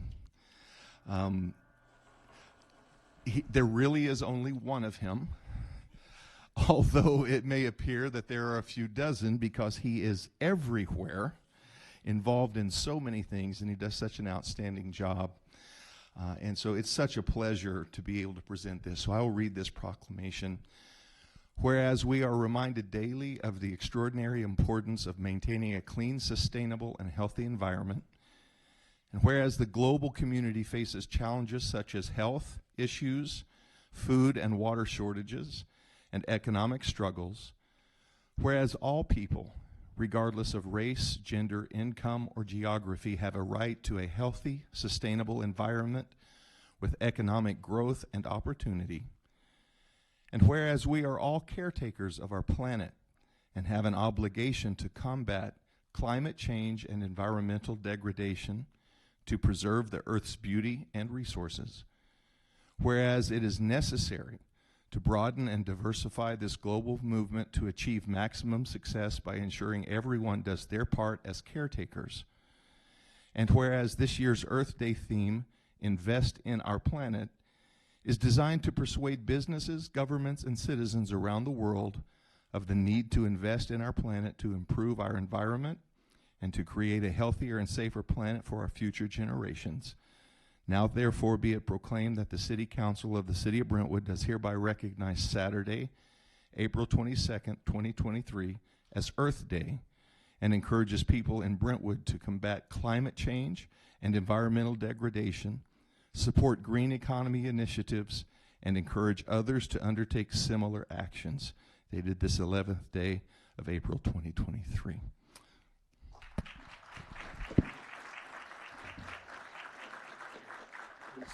All right. Thank you, Mayor, so much, and thank you to Council so much. I've worked with you guys for what, more than a year now, fighting on so many different things for our climate. The city already has been amazing towards our climate so far. Just some of the things I want to mention. On top of this building, we got solar panels. BFAC, we got solar panels. Behind Casey's water plant, we got solar panels. We got too many solar panels. I'm sure the police chief has some. I can't remember. And also, police chief, where's the electric police cars? I'm waiting for them. Fremont PD has the Teslas. You need the Teslas. I'm waiting on that. And also, we have a great recycling program in the city. And also, the city's Tree City, USA, for how many years? What, 17 years, 16 years now? My whole life. That's amazing. But I just wanted to talk a little bit about Earth Day. Earth Day is very important because we should treat every day like Earth Day. We should take care of our Earth. We should always think about like conserving water. Like during my shower today, I conserved a little bit of water. Just little things every day will add up. And this room is filled with youth today. And these youth are the ones who are going to be affected by our actions today. And I'm not kidding. The UN is screaming at us daily. And last year, and the last few years, we saw how bad the wildfires were. And this year, we saw how bad the rains were. But thank you to our engineering team for protecting our city with our infrastructure. But our neighbors didn't get it as easy as we did. And again, that's climate change. We needed the rain, but it got too much. And so I just really appreciate Council for proclaiming Earth Day. Sorry, I mispronounced that. But I just want to remind everyone, like I said, every day should be Earth Day. And I'm glad that City Council is taking actions to ban oil and gas drilling. Like last meeting, we had a successful 1-year extension, and I'm waiting for the final ban to come back so we can protect our city. And Brentwood will keep on being the better in Brentwood city we are in protecting our climate and being stewards of our climate. Thank you so much.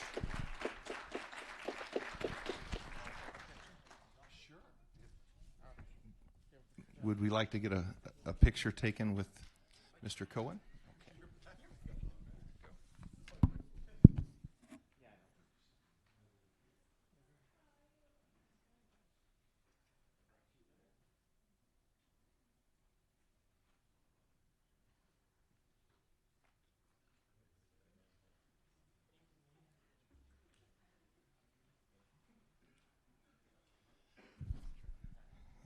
And with the indulgence of council, I will take both items C1 and C2 at the same time before I ask for a motion at the dais. At this time, we are going to present a proclamation proclaiming April 11th, 2023 as Youth in Government Day in Brentwood. And if we could have the representatives from City Council to come, our mayor, our vice mayor, and our councilperson.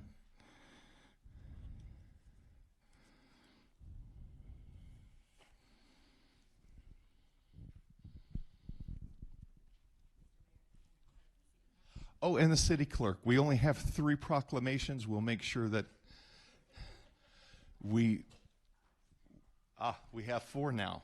See how good our staff is?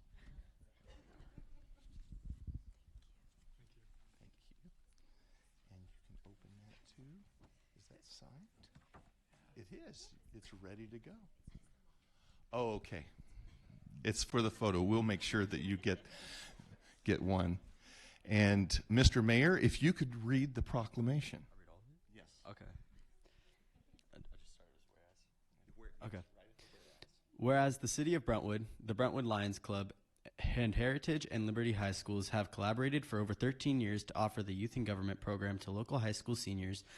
And whereas it is important for the youth of the Brentwood community to be exposed to the function and necessity of city government and its individual departments, and whereas participants in the Youth in Government program experience democracy in action, and whereas students are encouraged to take an interest in their community and develop the future leaders of the community, and whereas the City of Brentwood deems it important to recognize and honor those participating in the 2023 Youth in Government program. Now, therefore, it will be proclaimed that the City Council of the City of Brentwood do hereby recognize April 11th, 2023 as the Youth in Government Day. Well done, Mr. Mayor.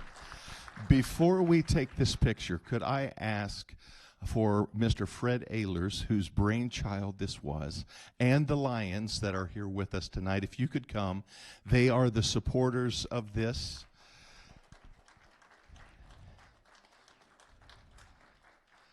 And Fred, if you would like to... I of course. I'm sorry, Fred Gensler. Thank you. Chris Ehler, Fred. And I do remember Fred Ehler. Yes, I do. Fred Gensler. Fred, if you could say something. Oh, well, we have the representatives from each of the high schools here with us this evening to start off Youth and Government Day, which happened all day this morning, beginning with a tour of city facilities and having a luncheon, which was quite pleasant. And then these students, they paired off with city representatives, city staff, city council, just to see how local government is run. And I know they had a great time, right? Right, good. Thank you so much, Mayor? Fred Gensler. Yes. Mayor, Yes. can I say two Oh, things? please, yes. First, if we could have all of the students come up for the picture, it would be great to have you all recognized for this photo. And second, thank you. And second, I would specifically like to, I would like to thank Lion Fred Gensler. Lion Fred, I would like to thank you for all of these years of volunteering to make this very, very special event. You've inspired a lot of students over the years. You've empowered students to get involved in local government and in leadership of a lot of different kinds. This program means a lot to a lot of people, and you've got a legacy here that you basically led all of these years, and I think we all need to say thank you for that. Yes. Thank you, Fred. You're outstanding. We love you, my friend.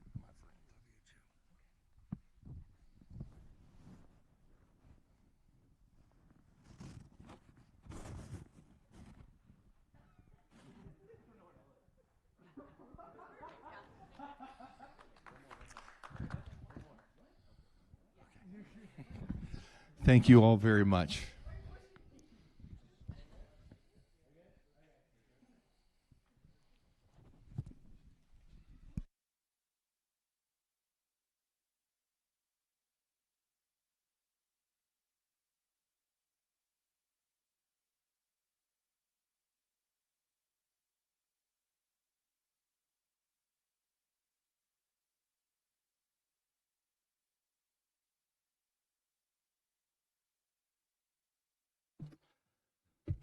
So at this time, I move approval of items C1 and C2. Do I have a second? I'll second that. I have a first and a second. All in favor, aye. Aye. It is unanimous. It passes. We will move into business items, item D1. And our next item pertains to the Public Art and Design Academy's mural. And Tien Nguyen, Recreation Manager, will present. Thank you, Mayor and City Council. Tien Nguyen, Recreation Manager. Tonight, we're very excited to request Council's approval of an MOU with Liberty Union High, their Public Art Design Academy, for their annual PATA project. From the Academy, we have students from Miss Alicia Douglas's class in attendance, and I'll hand off our presentation to two of their students, Allison and Miranda, to present their project. Good evening, everyone. We're the PATA representatives from the class of 2023, and we're here today to pitch to you our class's city project.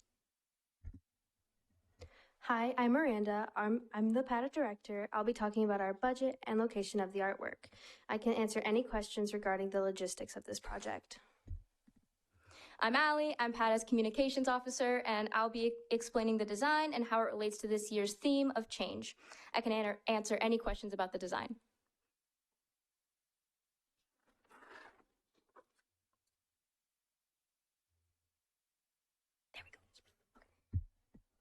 Our class was tasked with creating a piece celebrating Brentwood's 75th anniversary, so we wanted this mural project to be visually represent the past and present, showing our progress and how much we have grown as a city since 1948. Our location for the mural is the city parks, Our location for the mural is the City Park's water equipment shed, located across from Brentwood's Community Center. We selected the water equipment shed for this year's project because it is visible to those entering and exiting the community center or roaming the park. Those coming to Music in the Park nights, attending to city business, or just playing with their children on the playground can see the design and be reminded of Brentwood's history. This location offers us a flat, decently sized workspace and has good accessibility for all of our student artists. Our design will be placed on the wall to the left of the door and faces the community center. This wall is 93 inches tall and 88 inches wide. This gives us a total of 57 square feet to work with. Our concept to celebrate Brentwood's 75th anniversary is titled A Split in Time. This design is a stylized depiction of the past and present Delta Theater. Surrounded on either side by buildings that haven't changed much since their erection, we challenge one of the most well-known city landmarks to stand the test of time through a piece that travels through the ages with the turn of a page. The idea is that we're ripping up an old brown newspaper and revealing the newer, brighter future underneath. This conveys how we have torn away from tradition and now revel in the new, while still paying homage to the past. The Art Deco building is a historical icon to the city, and we thought it to be the perfect subject to communicate the differences between then and now. The nighttime view of the Delta is one that almost all Brentwood locals know and love. Its warm neon glow is inviting and old-timey, while still donning the titles of modern-day movies. Since it's been under restoration, the attention grabber has been one of newer generations to look on, and has remained a fond memory of those who have already known its existence. This design will be created entirely with ceramic bisque tiles. We will illustrate the piece by painting underglaze, which we will fire in a kiln and install on the wall. The underglaze we are using is a liquid clay with pigment added. We can mix the underglaze like paint and then apply an overcoat of clear glaze on top. We like the idea of using these ceramic tiles for this project because of their durability and ease of maintenance, meaning that any graffiti can be easily cleaned off. The 57 square feet workplace is well suited for our 6-inch by 6-inch tiles, giving us enough room to have a total of 108 tiles lined 9 by 12. The mural would be an 8-inch by 11, besides the mural would be an 8-inch by 11-inch plaque, giving details about the piece, PATA, and how the artwork was made to commemorate Brentwood's 75th anniversary. To create these illustrated tiles, we would divide ourselves into groups, with a small number of sketch artists laying out and lining the design on all the tiles before a much larger group applies the color. In an assembly line fashion, we would paint, glaze, and wash and fire each tile until it's completed, allowing us to be efficient and get the project done before the end of May. The total cost of this project is $3,512. This includes the tiles, glaze, grout, and more. One notable difference between this project and prior PATA projects is the addition of the Brentwood 75th anniversary logo added to the bottom of the custom plaque, which will be displayed next to the mural. Thank you all so much for listening and having us here today. We can now answer any questions or concerns. Thank you. Is there any questions from council regarding this? Clarifying questions? I just have a quick question. Usually you use the small tiles, right? Historically, what drove the decision? I mean, it doesn't matter to me, but what drove the decision of the big tiles versus the small tiles? Namely, just the complicated piece. It has a lot more detail and also involves line art, which to get those straight lines would be kind of hard with the jagged edges of glass, actually is what we used to use. So to have tiles that we could paint directly on, we can get a lot more detail and also the shading that we're looking for in the background. Cool. And how many people are part of the team that work on this? Around 24, I'd say. Sketch artists specifically, I believe we'd have about 2 or 3 so that, you know, the shapes remain kind of consistent. And then after that, it's just the rest of us kind of piling in color and glazing and having hands-on to do that like assembly line thing so we can get it done quick. Awesome. Thank you. 2 questions. One, is the display going to be lit at night? We actually haven't discussed that. I think that that would definitely benefit the piece, especially because the light source is actually coming from the top. So if we could have light installation that would go down, that would be great, but we would have to discuss that with our director. Okay. And then the other part is how many ideas came as part of this brainstorming session before you narrowed it down and then presented to the Art Commission? We had 3 final designs. We've been collaborating all year with each other. Over the course of the whole year, we've probably had around 20. Narrowed it down definitely to 3 main ones, and this was the one that the Arts Commission decided was most beneficial and showed the best past and present. Terrific. It's great. Thank you very much. Can't wait to see it. Thank you. Okay, if there are no further clarifying questions of the presenters, we will open public comment at this time. If you're in person, please file a speaker card with the form provided on the counter at the back of the chambers. If you're participating via Zoom, please raise your hand. Remarks are limited to 3 minutes per person, and your microphone will be muted after the timer has expired. And no public comments were received on this item prior to the meeting. I do have 1 speaker card from Danny Dorman.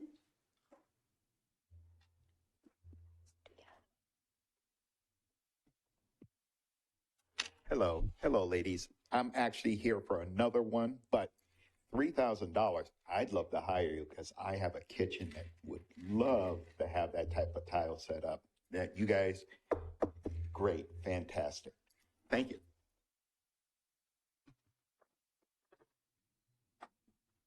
Thank you. I do have 1 hand raised in Zoom. Carolina Villaseca. Carolina, go ahead. Hi, thank you. That is going to look phenomenal in that location.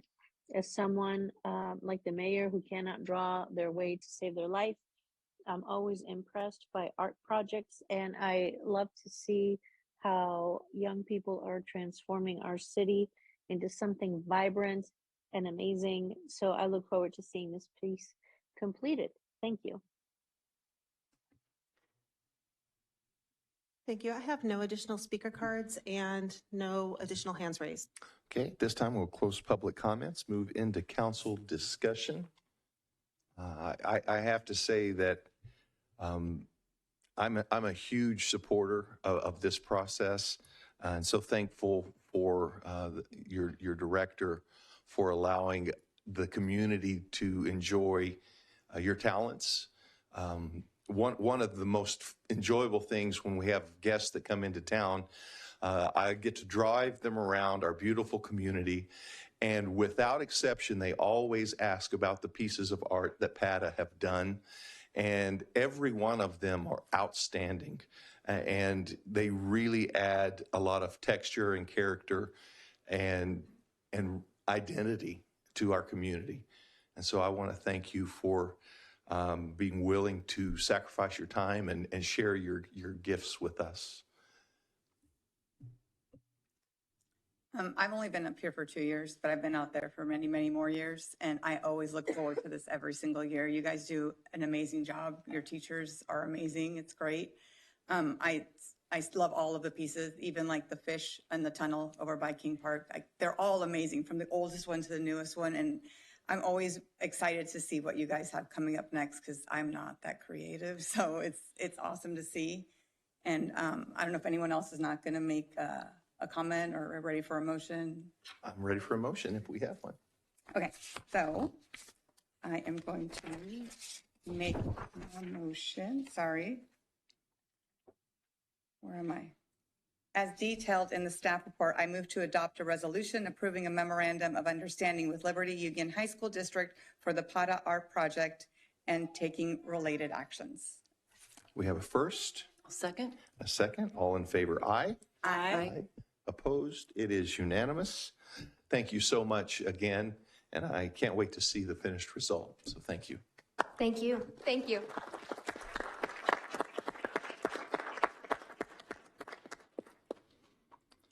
On to item D2. The next item pertains to 2 agreements for the Deer Ridge Frontage Landscaping Improvement Project. Staff?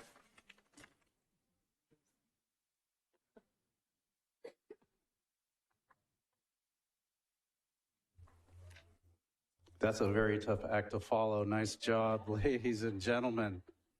That's always awesome. Good evening, Honorable Mayor and City Council. As promised at the February 28th City Council meeting, staff is here tonight with a recommendation that City Council approve expenditures with PG&E and National Aquatic Services Incorporated in order to complete the Deer Ridge Frontage Landscape Improvement Project. With the landscape improvements already started by staff and with an anticipation of being complete with that landscaping in the coming weeks, the final two portions of the work needed to complete this project are adding the PG&E service to Site 1 and retrofitting the two fountains on both sides of that entrance. In your packets tonight are the contracts for PG&E with a total not to exceed amount of $103,422 and the National Aquatic Services Incorporated contract for a total not to exceed of $121,851. So as a result of these two contracts exceeding the remaining CIP budget for the project of $128,955, staff is also requesting an amendment to the project budget in the amount of $108,819 to cover the fountain retrofit and the PG&E site services. As the Landscape and Lighting Assessment District 21-1 is already at the maximum assessment amount, the additional funding would need to come from the general fund and would not affect the residents and the assessments moving forward. I'm available to answer any questions you might have. Any clarifying questions from council? Okay. At this time, then, we will open public comments. Margaret? If you're in person, please file a speaker card with the form provided on the back of the chambers. If you're participating via Zoom, please raise your hand. Remarks are limited to 3 minutes per person, and your microphone will be muted after the timer has expired. And no public comments were submitted or received on this item prior to the meeting. I have one speaker card, Danny Dorman.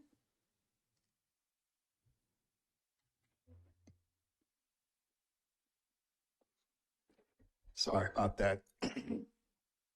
Under comment, I just broke D, so I guess I'm going to have something to say about all of it. So it's interesting that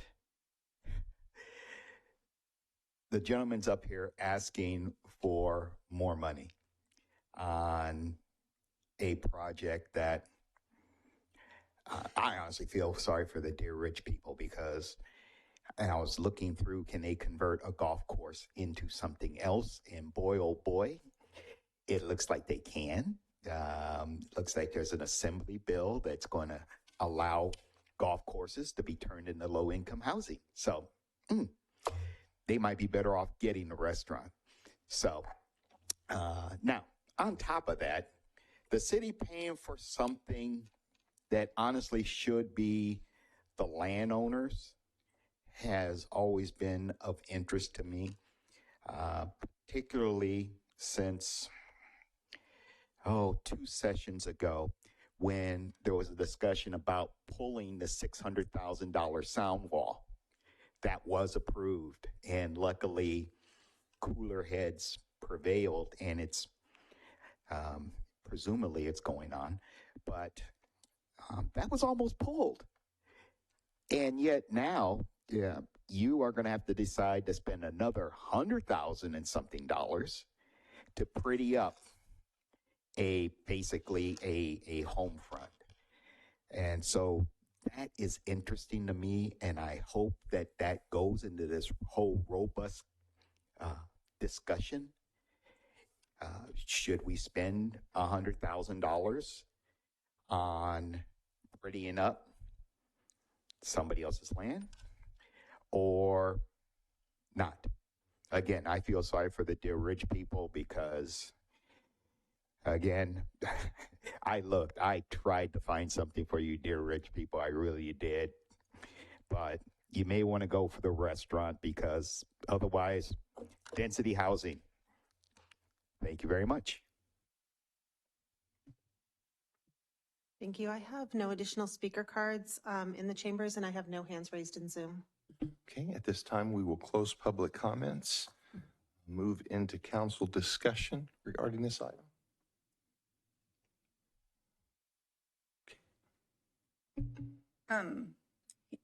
We own, the city, not we, but the city owns that land, right?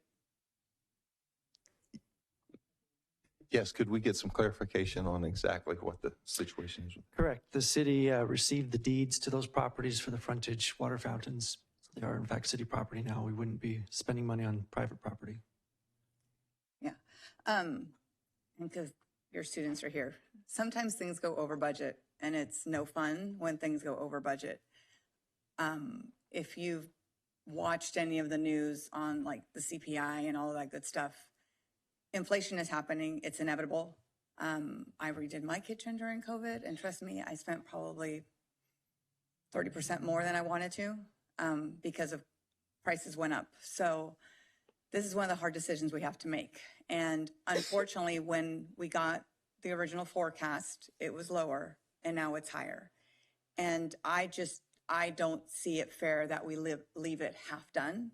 I think it's something that we committed to investing, and once we make a commitment, I follow through that with that commitment. And some things, sometimes financials go sideways, and it's awful when they do. When you have to walk in and tell your boss, I forecasted this and I'm way over budget, which I've had to do before. So I get it. It's not fun. It wasn't done on purpose, and it wasn't done because they lacked in their skills. It was done because we live in a crazy market right now. And until the economy stabilizes, I think we're going to be seeing this a lot more. And I'm sure if you look at a lot of other cities, it's happening as well. Not to mention the problems with PG&E, because that's where a lot of this came from, is the original estimate was so far under what PG&E is ending up proposing now. And that's not something that we can control. So this was already a commitment the city made to the residents of Deer Ridge. And so we are honoring that commitment and playing along with PG&E because we don't have a choice about that. Okay, if there's no further discussion, do I have a motion on this item? As detailed in the staff report, I move to approve a resolution for the Deer Ridge Frontage Landscaping Improvements Projects that approves agreements with PG&E and National Aquatic Services, as well as amends the CIP and operating budgets. I have a first. I'll second that. And a second. All in favor, aye. Aye. Opposed? It is unanimous. Moving into item D3. This item pertains to information about City Council meeting decorum and a future agenda item request from Vice Mayor Meyer for a staff presentation and City Council discussion on policies related to the City Council responses to public comment. City Attorney Damian Brower will present. Damian. Honorable Mayor, members of the City Council, my report tonight stems from a request from the Vice Mayor about policies pertaining to council responses to public comment, as well as a conversation with the Mayor about meeting decorum. It'll be relatively brief and provide the council with a refresher on your rules of procedure and also information to our youth and government students about the procedural side of your meetings. I know they see a lot of the substantive side of the items you're considering. This is more the procedural side. The focus will be on two of your policies. The first will be the meeting rules and procedures policy, and the second, the ethics and conduct policy. It'll look at three main areas: decorum at the dais, conduct with the public during meetings, and public conduct at meetings. Regarding decorum at the dais, to provide for efficiently run meetings, Section 5.1 of your meeting rules and procedures provides the following. You're all to preserve order and decorum at City Council meetings. Your remarks are to be confined to the agenda item under consideration. Except as otherwise provided in the rules, you're to speak only when recognized by the mayor. And once recognized as the speaker, you're not to be interrupted unless called to order by the mayor. You may not disturb or disrupt the proceedings or the peace of the council, disturb a colleague or a member of the public while they're speaking, or refuse to obey the instructions of the mayor or council. There are also specific rules for quasi-judicial hearings, and these are the hearings where you're applying a specific set of rules to a specific project, and might include hearings on such things as a conditional use permit, a land use appeal, or proceedings to revoke a permit or a license. In such hearings, the applicant or the appellant is entitled to due process of law, and what that means is there must be a meaningful opportunity for them to be heard. And any information you receive outside the meeting about the matter needs to be disclosed at the meeting, and your full attention needs to be given to the speakers before you. With regard to conduct with the public during meetings, This falls within section 3.8 of your ethics and conduct policy, which provides that there'll be no signs of partiality, prejudice, or disrespect shown towards those participating. Efforts should be made to be fair and impartial in listening to public testimony. Speakers should be welcomed and treated with respect. Public speaking time should be allocated fairly and equitably. Members should be active listeners. Requests for clarification are appropriate, but debate and argument with the public is to be avoided, as are personal attacks. And regarding public hearings, and particularly those that are quasi-judicial that we just talked about, personal opinions on about upcoming votes should not be revealed until after the public hearing is closed, after you've taken all the public testimony in the matter. With regard to public conduct at meetings, your meeting rules and procedures section 5.2 provides that the public is asked, but not required, to complete a speaker's card if they're in the chambers. This allows for more accurate meeting minutes, and it also allows for an after-meeting contact if a request is made for additional information. So we have that on the card.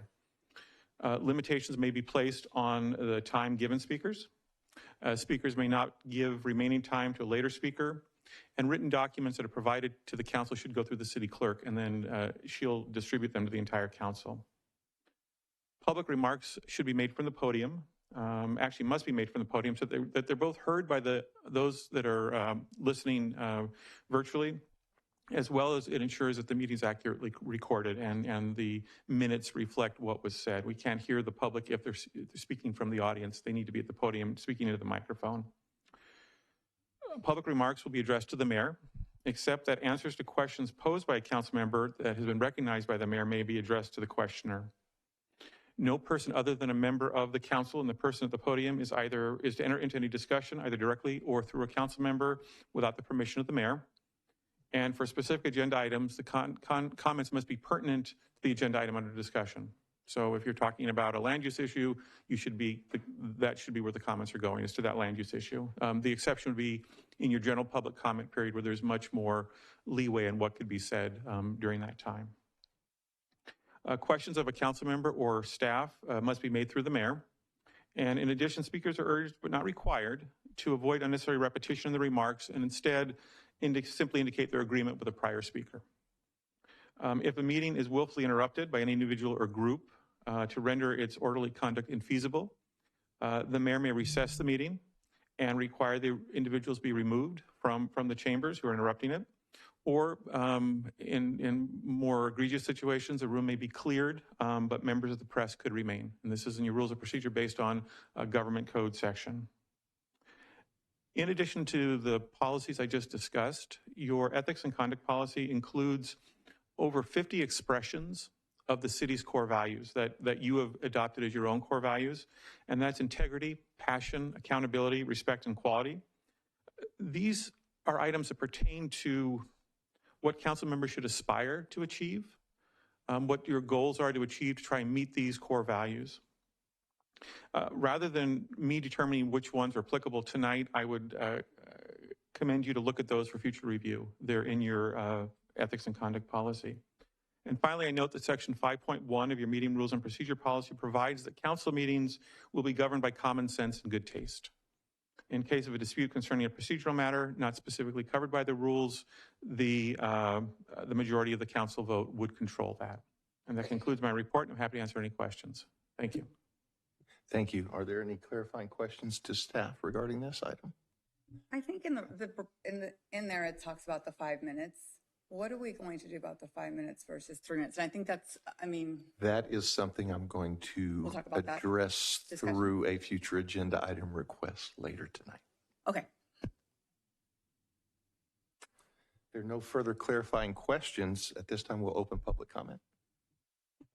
If you're in person, please file a speaker card with the form provided on the counter at the back of the chambers. If you're participating via Zoom, please raise your hand. Remarks are limited to 3 minutes per person, and your microphone will be muted after the timer has expired. And no public comments were received on this item prior to the meeting. I do have 2 speaker cards for this item. I'll call on Denise Duran first, followed by Danny Dorman.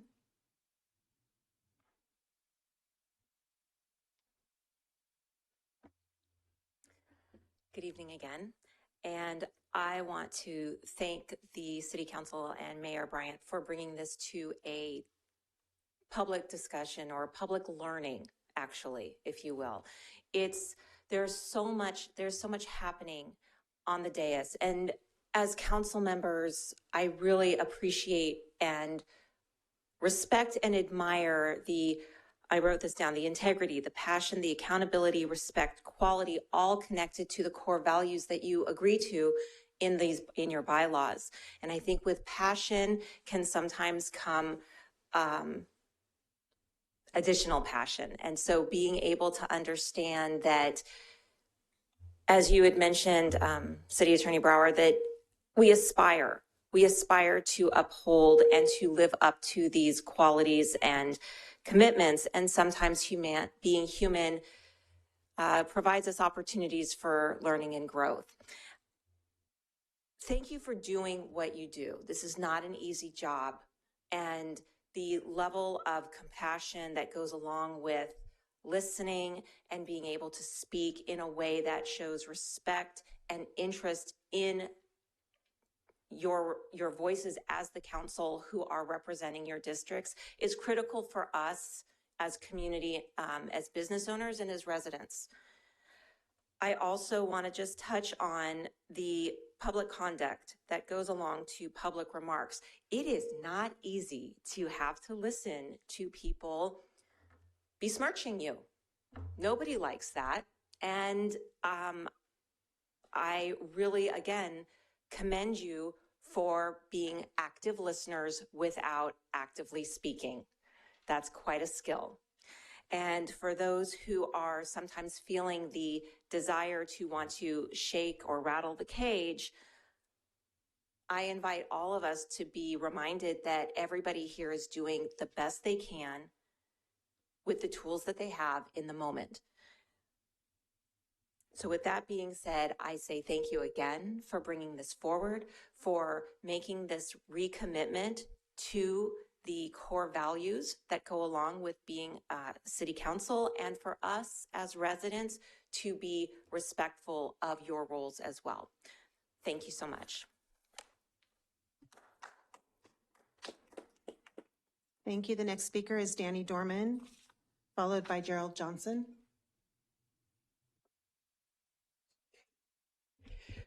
Well, time to rattle a cage or two. I appreciate what was told to us regarding rules, regulations, and statutes. And this goes back to what I said in the beginning. It's either all important or none of it is important, okay? What started this whole dance was during the Kumbaya meeting or the tar and feather meeting or the event that our city manager put together to put all of you guys under the microscope. Comments were made.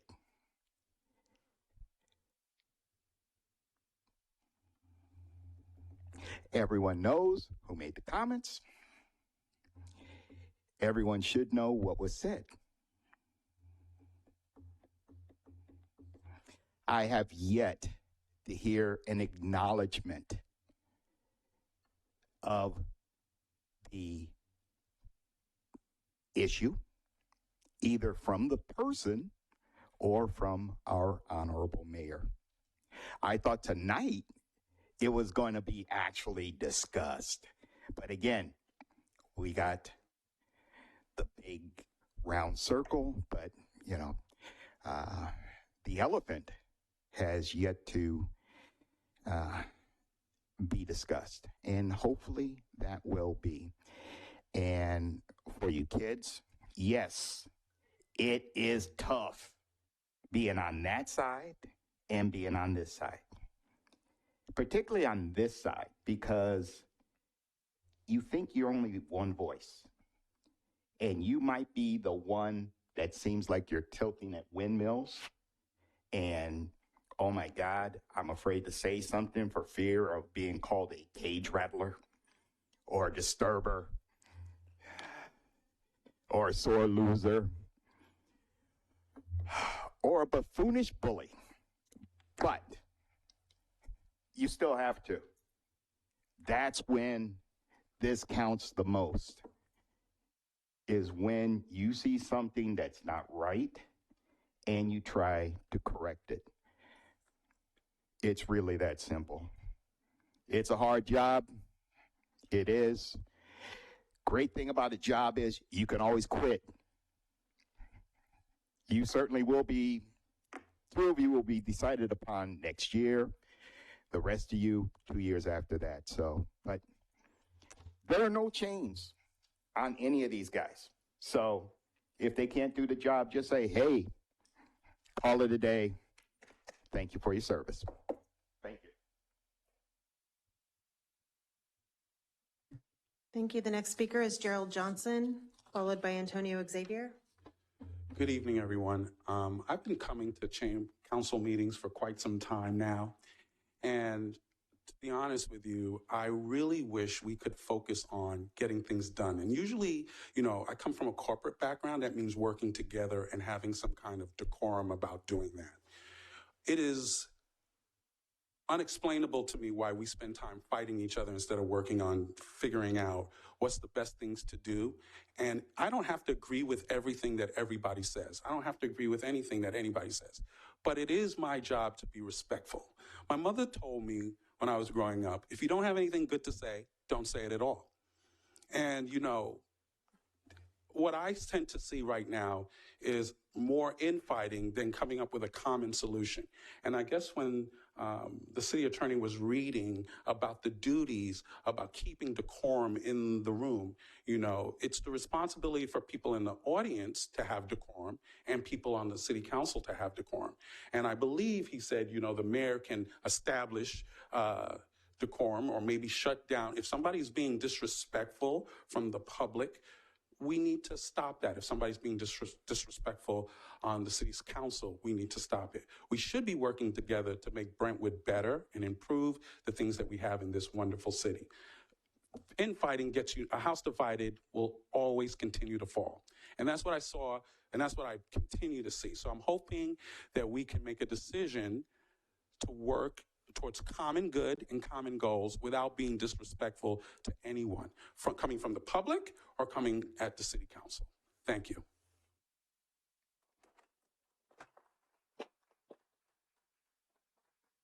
Thank you. The next speaker is Antonio Xavier, followed by Laura Villa. Thank you, Council. Wasn't actually planning on speaking tonight, but I heard some of the comments and I had to come up here. People that come to city council meetings are usually passionate. They either love what you're doing or they hate what you're doing. Both sides should have a voice in this chamber. This is free speech. This is what our country is about. You may not like what they have to say, but they have the right to say it. The crowd should not discourage them. The council and the staff should not discourage them. Thank you.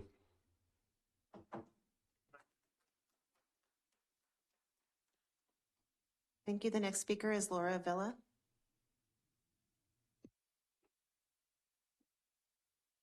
Oh God, I need this lowered for like the kids had it.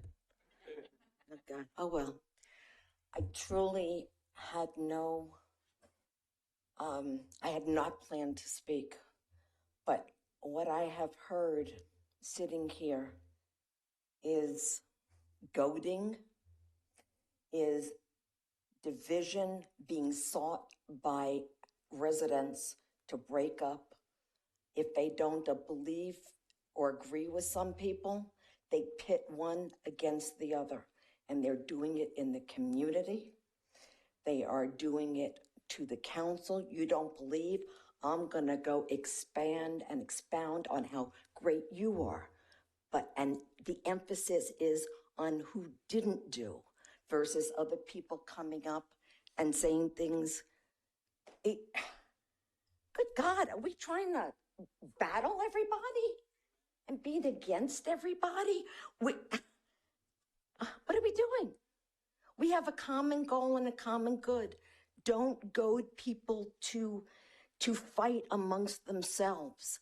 Let's bring out the positive. There were years ago when my kids went to elementary school, and there was one principal who would point out when kids did things bad, and they got punished. But when you wanted to find the principal, you couldn't see him because he was eating Chinese food with his legs up on the desk. The next principal came in and he took a completely different approach, and it was to emphasize the good that kids were doing. Focus on that. Don't deal with the kids who misbehave, but when you focus on the good, it brings out the good in people. And this infighting, I've been coming to these city council meetings, you know, guys, for years and speaking in front of it. And I have seen a deterioration, and I'm not saying it's with council members. I see it from goading from behind, from those who speak. Let's work to a common goal. And if people have differences, you're entitled. You don't have to agree with everybody, but you do have to be decent. And that goes for people back here too.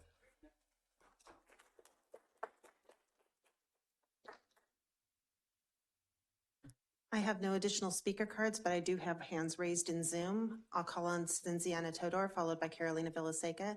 Cinziana, go ahead. Hello again. Thank you for opportunity to speak on this item. I really appreciate Vice Mayor bringing this item to the agenda and finally addressing the elephant in the room. I do believe in praising when good happens and really calling out when things that do not benefit our community and insult our residents to be called out. I think it's only fair. And I do come from corporate background. I do work for private enterprise, and every single company I worked for encouraged a culture of if you see something, say something. And just to come to a city council meeting and be told to be quiet, be welcome with eye rolls, and an attitude that is not very welcoming, as it was mentioned as part of the code of conduct for city council members during meetings. It's just disheartening. Also, you know, being threatened when you have something to say because it's true, and it might not be positive or it might not flatter anyone, and be threatened with a lawsuit, then that is not welcoming either. And it's really disheartening as well. And, you know, when the previous speaker said, let's focus on the good. I've always said thank you, and I'm appreciative. And I really praise when good things happen. I've been involved for years, but lying is not good. Calling people names is not good. Telling people not to speak and use their First Amendment rights is not good. As the members of the public, we are entitled to say whatever we want, whatever we say, and whatever we think in order to exercise our First Amendment rights. But some of our city council members do not understand that because they feel like if we mention something that they do wrong and against the residents, again, we're threatened with lawsuits. So also being an active listener, it was also mentioned here. And I'm not saying, and you know, the elephant in the room is not an active listener.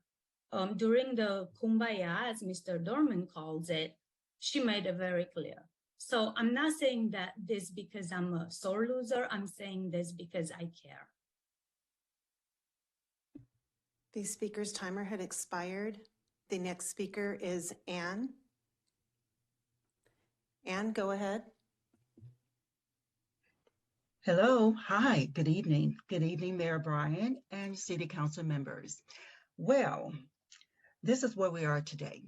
First of all, I'd like to say thank you to Mr. Broad for outlining his presentation. That was greatly needed. To the last speaker, her last words were, I am not a sore loser. I have participated in this meeting for numerous times, and since those words came out of her mouth, her conduct is exactly that form. And forgive me, this is not toward her.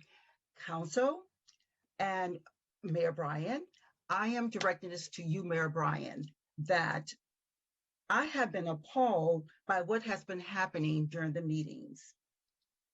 What's been happening is that certain council members, yes, the elephant in the room, Council Pearson, has been attacked on numerous occasions.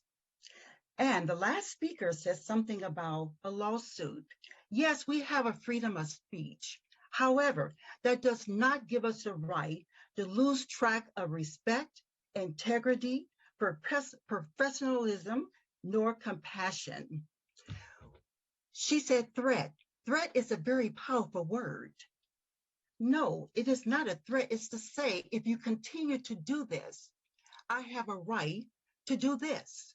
And if that's her definition of threat, then so be it. It's threat. But what I would like to say is, during the meetings, there have been several attacks, and I feel that this is a very important forum. We do not need this. We have individuals in front of us who are here for the betterment of our community and our city. Allow them to do what they have been sworn to do. We do not need, they said, eye rolling. We do not need that even on the committee. We do not need that even on the council. We do not need that anywhere. Not only do we not need it when we receive public remarks, but we do not need it among our council meeting. And I see it, and I have to call the elephant in the room. Council Mendoza, you constantly interrupt council member Pearson, as well as the other staffers during their presentation on a regular basis, including during a meeting at times. Council Mendoza, you interrupt Council Pearson by stating to her, I quote, I feel that you're coming at me sideways. I feel that that was an interruption, but it was also very unprofessional. So let's call it what it is. Let's have respect among each other and get the job done that needs to be done. Thank you. Thank you. The next speaker is Carolina Villaseca. Carolina, go ahead. Good evening, council members. I'm glad that this was brought forward by the vice mayor. I've been attending a lot of city council meetings, not only city council meetings, but school board meetings and county meetings, state meetings, you name it, meetings. I've been attending meetings. And what you are seeing here is a period of adjustment for the new members to learn how things are done, to learn what has been done, and to get to know the involved members of the community. I stress what has been done because all of the conflict that arose between Council Member Pearson and Council Member Mendoza had to do with a process that was put in place for a very specific reason. And members of the community did ask Councilmember Pearson to please go back and watch a certain meeting, and also Councilmember Orlemans. I don't know if either one did, but that's not the first time they've been given homework that they have not done. It is really infuriating when you've worked for years to get back the trust of the community by showing up to the meetings informed, well-informed, having read the agenda very carefully, asking insightful questions, making intelligent motions, and then two new people come in and try and roll it all back. That is infuriating. And maybe the rest of the people who spoke were not aware of this because they haven't attended as many meetings as the rest of us. However, I will also tell you that these meetings are not the least bit as angry as I have seen other city council meetings. Go to Concord when they were talking about the naval station. You want to see fur fly? watch that fur fly. Also, go back and watch some of the Brentwood Unified School District meetings during COVID. I was in one of those meetings. I was outnumbered 40 people to 3. I was there with 2 other people, and it was not safe. I couldn't leave the room. I had to call the police. The police came and left. I still could not leave the room. They had to evacuate the council members because the people in the audience were making physical threats to their children. So when I tell you, this isn't going badly at all, we just needed a primer. People need to do their homework. People need to read the agenda packet. They need to come prepared with good questions. The speaker's timer had expired. The next speaker is Shonda. Shonda, go ahead. Hi, good evening. Thank you so much for this opportunity to speak. And Mayor Bryant, I am directing my question, actually my statement to you. I've been attending these meetings for quite some time as well. And, you know, I'm not really just kind of listening in and just not really understanding why things are being allowed to go this way. I feel like certain council members are being attacked and it's just really being allowed to happen. I'm not sure. I'm new to all of this. I've just moved here and I've just really started to participate in city council meetings. And I just really feel really bad for the students to be sitting there as well to watch a group of, you know, adults behave in this manner. Tatiana Zatsiana, tutor, I don't know if that's how you pronounce your name, but this is really disgraceful for you to come here week after week and just sit there and just pick on Miss Pearson. I don't understand what your issue is. And then I realized, oh my gosh, you were running against her. Well, you know, it does seem that you were being a sore loser. What else could it be? I do believe that Miss Pearson did win. There was an election. She did win fair and square. That did happen. She's sitting up there. Her name is, it's stated right there, Pontanisha Pearson. She's sitting there in the chair. Maybe you will get your chance next time. But this is no way to behave, to sit there and attack her every week, pointing out the things that she's doing, this and that, and whatever. What is your obsession? It's like an obsession that you have. You're just obsessed with her. I don't understand it. But it's very embarrassing. It's very embarrassing for me as a new person to this city. Yeah, and there's a couple of people that said, wow, we have the right to speak. No, you don't have the right to sit up there and to be disrespectful to an individual, to anybody sitting up there. You don't have the right to. You have the right to sit there and speak on issues that are concerning the city of Brentwood. That's it. Not to sit there and to try and tear down somebody's character. You don't have the right to do that at all. It's just pathetic, and it's a disappointment to watch.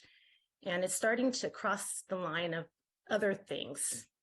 So yeah, I really don't know what could be done about this, but I'm really getting sick of it. I'm getting sick of listening to it every day, you know, not every day, but every week that we have these meetings, having to just sit here and listen to this. And I commend all the council members that have to sit there and just listen to it. I really commend you to sit there with a straight face. That's it. Thank you. Thank you. I have an additional hand raised. Susan. Susan, go ahead. Hi, can you hear me? Yes, go ahead.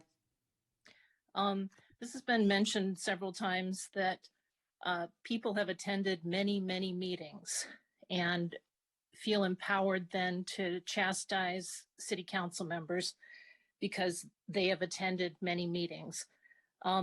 Attending a meeting does not make you part of the council. It makes you maybe an addition or a point of interest, but it does not make you part of the council. The council was elected to make decisions on behalf of the city. And citizens who do not attend the meetings are not lesser, are not uninvolved. They have better things to do. This is a representative government, and we elected the council to make decisions on our behalf. We don't have to beat them over the head every week. We don't have to chastise them. We don't have to insult them. We need to let them make their decisions and do their job. But please remember, just because you attend a meeting does not make you part of the council. It makes you a citizen, like citizens who don't attend the meetings. That's all I got. Thank you. I have an additional hand raised. Marisol Valles. Marisol, go ahead. Thank you. As a U.S. citizen, I do have the right to speak. It's my civic duty to be a part of all this democratic process and be a resident of Brentwood. So that's hilarious. Anyways, I'm asking the council to please converse with Patanisha to explain to her not to intimidate residents. The issue here, and because this was brought up, is because new members of the council brought up some pretty awful policy changes. So if others were attending meetings, they'd understand why we got to this point. And residents spoke up about these pretty awful policy changes that were being brought up. So as an elected official, we will hold you accountable if you bring up policies and changes we disagree with. Again, what will you, the council, do to hold Patanisha accountable for her acts of intimidation? Thank you. Thank you. I have no additional hands raised. Thank you. At this time, we will close public comments. And before I open to the rest of the council for discussion on this item, the reason that this is so essential is because without a democratic process, that the United States, although having been around the world in many other countries and many other cultures, the United States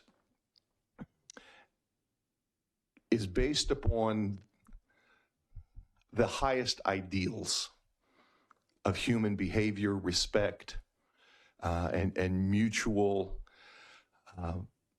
community. This country, for those of you that have been born here and have never left this country, it's very easy to criticize some of the shortcomings that and this country has historically and still does have a lot of shortcomings that it is our duty to address and fix. You can't just look at a shortcoming and say that's how it has always been, and so that's how it will always be. So it is our duty as citizens, as residents, to address issues and concerns that fail the humanity of our nation, and we need to fix that. Having said that, we have a process. The city council meetings are legal business meetings that have sometimes permanent influence and effect on what this community is going to be currently and in the future. As council members, there's not one of my colleagues or myself that did not consider very strongly the privilege and the challenges of being an elected person in public.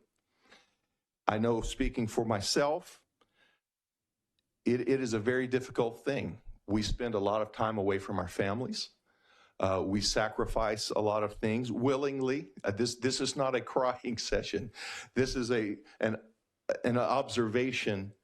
These are things that we chose to do willingly, and we ran, and our community heard or saw something in each one of us that they had confidence in and wanted us to represent them by listening to them, by hearing them, and that's not the same thing as listening, and by considering to the best of our abilities what every single individual one of our decisions make, what impact it makes on our homes, our neighborhoods, our families, our state, our lives, and our culture.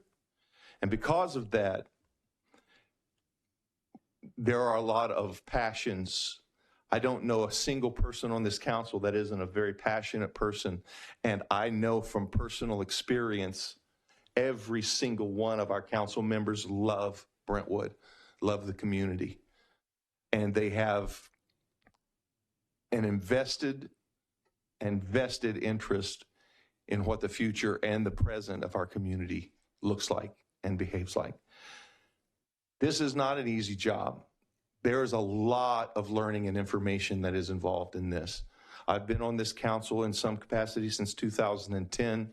I will tell you, it took me almost a year to learn all the acronyms that the state and county and city throws at you. And that's not a small feat to do, but I've had the privilege of working with a lot of wonderful people on this council and thousands of wonderful people that are our neighbors. Every one of us live here in town. Our families are here in town. Every one of us are neighbors in our community. And because of that, every single decision affects every one of us personally, not necessarily equally, but certainly personally. And so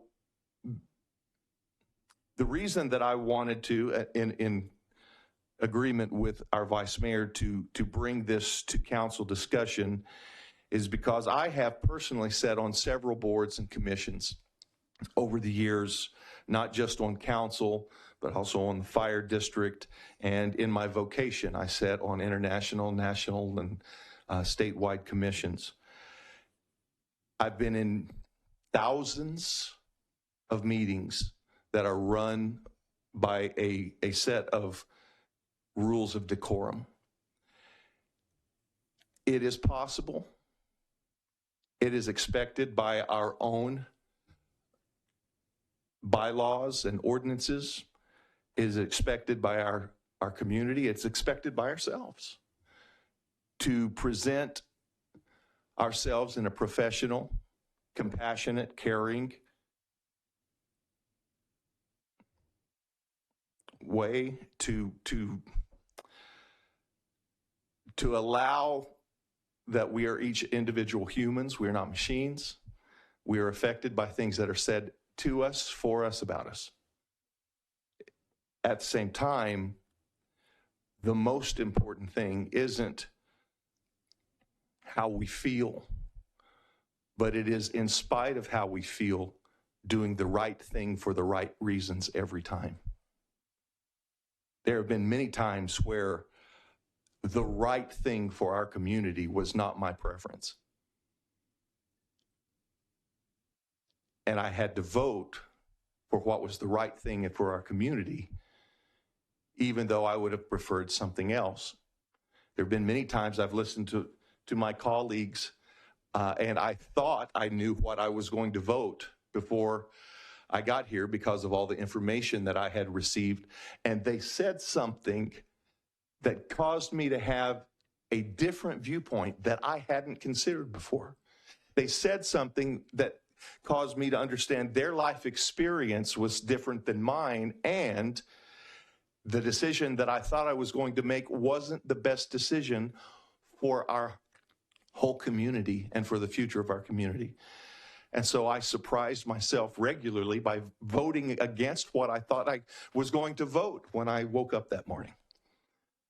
That is the democratic process. That's why every single individual up here, that's why every single individual in our community are so vitally important. I get the pleasure of spending time with a lot of our elementary students as they come in and they get to learn about how a city works. And one of the most important things that I speak to them when they come in is I tell them this, and they repeat it loudly.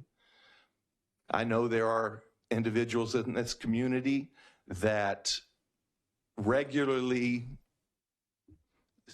say things that are hurtful, harmful, attacking to me, and I listen to it, and I'm so thankful that whether or not I agree with it, whether there's any truth to it, or whether or not it's entirely vicious, I'm thankful that they have the right to say it and that they can stand here in individual liberty and with an individual right, knowing that they have a right to say it. And I tell the students I meet with and anybody I can, you have a voice and your voice matters. And your voice matters equally to anybody else's or everyone else's voice.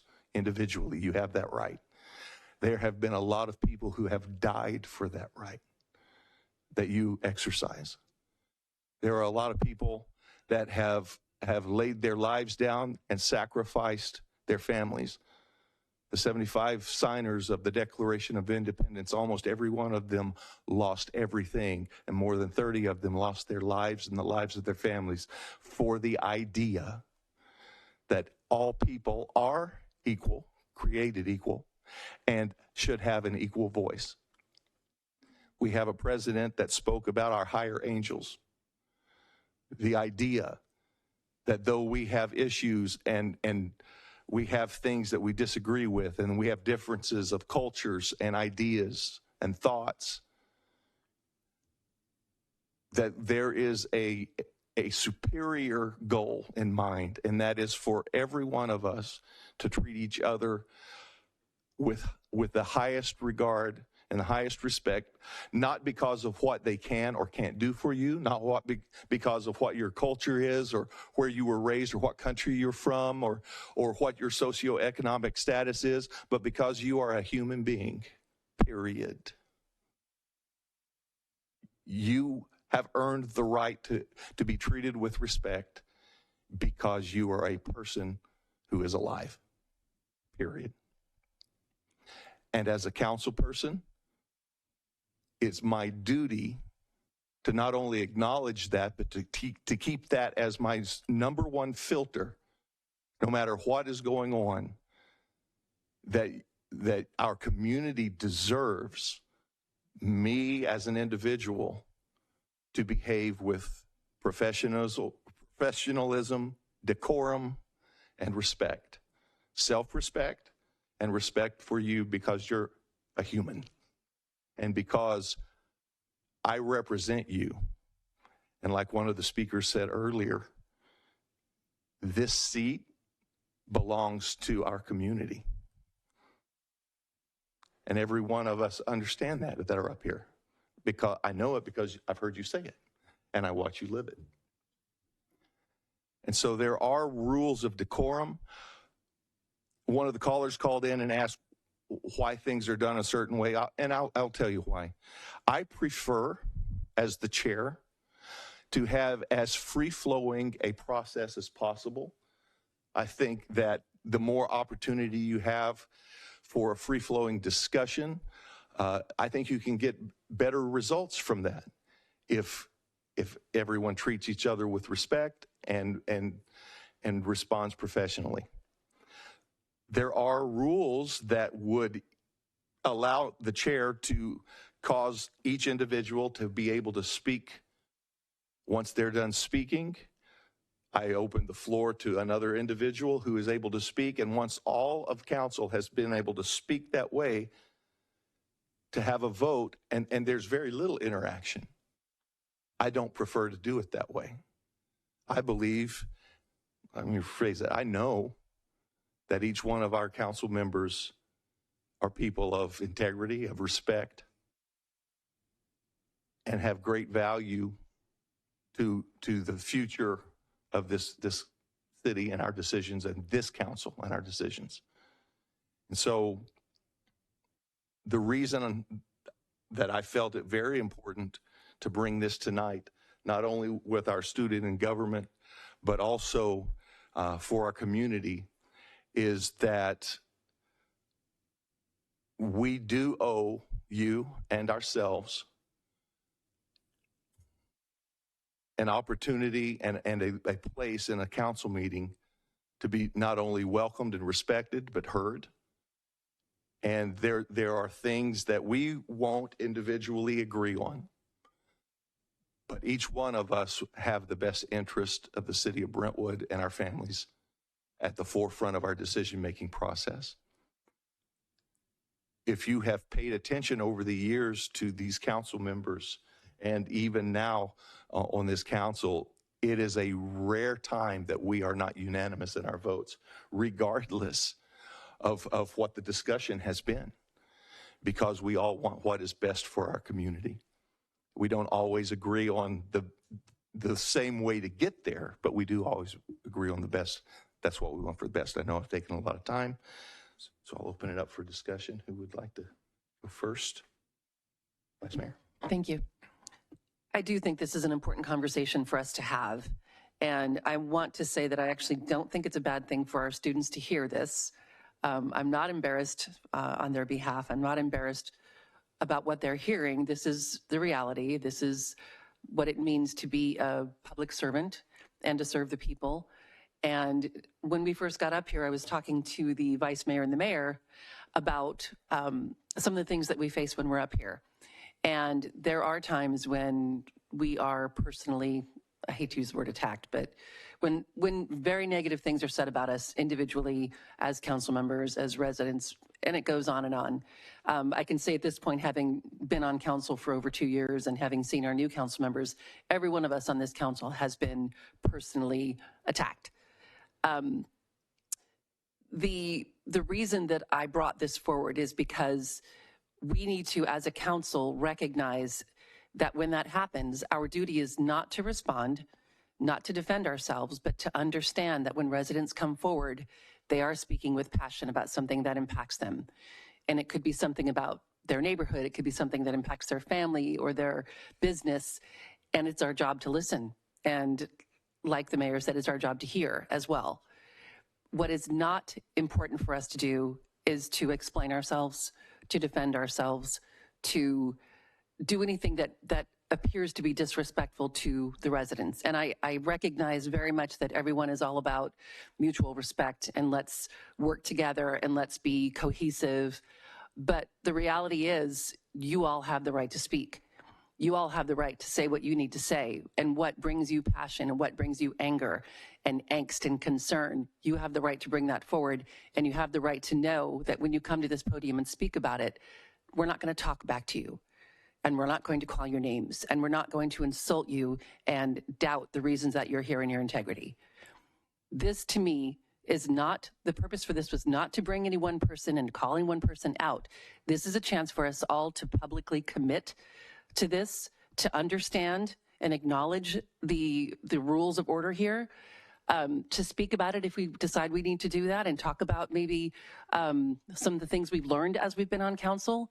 But again, the biggest, most important thing to me is not the kumbaya moment that's been mentioned several times. It's not the agreeing all the time and having a very calm discussion, and the respect. More so for me is being open and honest about why we are where we are. Having an open discussion about why we're voting a certain way is important, because to me, I think residents want to know that. They want that transparency. They also want the respect of us owing them that.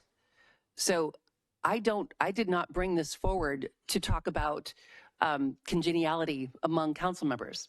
I didn't. I brought it forward so that we could each individually commit to this decorum, commit to the respect that we owe the residents. Not that we are owed by the residents, as much as that would be nice. We all know that's not the case. We've all been attacked, as I've said. But we owe it to them to hear and to listen and to respect them. And so I am asking for everyone here to acknowledge that, to say that you understand. Some of us have learned lessons as we've come. It's not easy. The mayor said this, not an easy job to come here and make decisions that are hard, that you doubt even as you're making these decisions. And you mentioned hearing opinions from other council members and changing your mind. And I've done the same, hearing public comments. We hear it for the residents, and I will sometimes change my mind based on what I'm hearing from residents during public comment. That is a democracy. That is critical for us to hear that and to understand and to know what impacts all of you. And that's why, as much as I possibly can, whenever I go anywhere, I tell people, please, please, please reach out. Talk to us, whether you like what we're doing or not. Please come and talk to us. Share what your priorities are for the city. Share what you really want to see and hear from us. That's more important to me than the decorum. Decorum is nice, but the honesty is important. And again, sitting here and understanding that the passion that's coming from that side of the dais is because you care a lot about what is happening in your city, and you have the right to do that. So there's probably more discussion happening, but I really would like to hear from everyone. Thank you. Councilman Orleans. It's it's incredible that this happened tonight, and I'm really glad, unfortunately for you, if this isn't the way it's working out, but for everyone to get the opportunity to understand how decisions get made, why decisions are made the way they're made, and that they're made by your government that you elected. That's basically all we're talking about. I spent 38 years of my life defending everybody's right to freedom of speech. I'm continuing to do it from this dais, and I will continue to do it until the day I die. But there is an easier way to have a discussion. There is an easier way to voice your opinion. And it's not any less passionate. It's not any less of emphasis. It doesn't mean any less if you don't bring up things that you think we're doing that are bad. They're not more important because you think I'm not a great person. You have to just believe. I was elected to be up here. I was elected to sit on city council. I'm going to do it for 4 years. I have been told that, I don't know, my seat could get hot. I've been told that I could quit. None of those things are going to matter to me. I've stood on skirmish lines in Oakland with people throwing things at me, and I continue to stand there because that was my job. And that's what I'm going to continue to do on this dais, whether you like me or not, whether you think I'm the best person in the world or not. And every decision I make is going to make Brentwood stronger, better, and a place that my granddaughter and now grandson can grow up in. Thank you. Yeah. Okay, I'm sorry. We need to congratulate Councilmember Orleans. He just became a grandfather again tonight. Like I said, I've only been up here 2 years, but I was out there, and Joel can attest to this, for years. And I am very passionate and very animated. It's who I am. That's not going to change. And it might make some people uncomfortable. But I think it is offensive that some people want us to change how we grew up. People used to come to my house and say, "You got in trouble." I wasn't getting in trouble. We were just having a conversation. That's how we talk in my house. We debate politics and we do all of it. So that's not going to change. So I'm from Brentwood over 20 years, but at my core, I'm an East Oakland girl.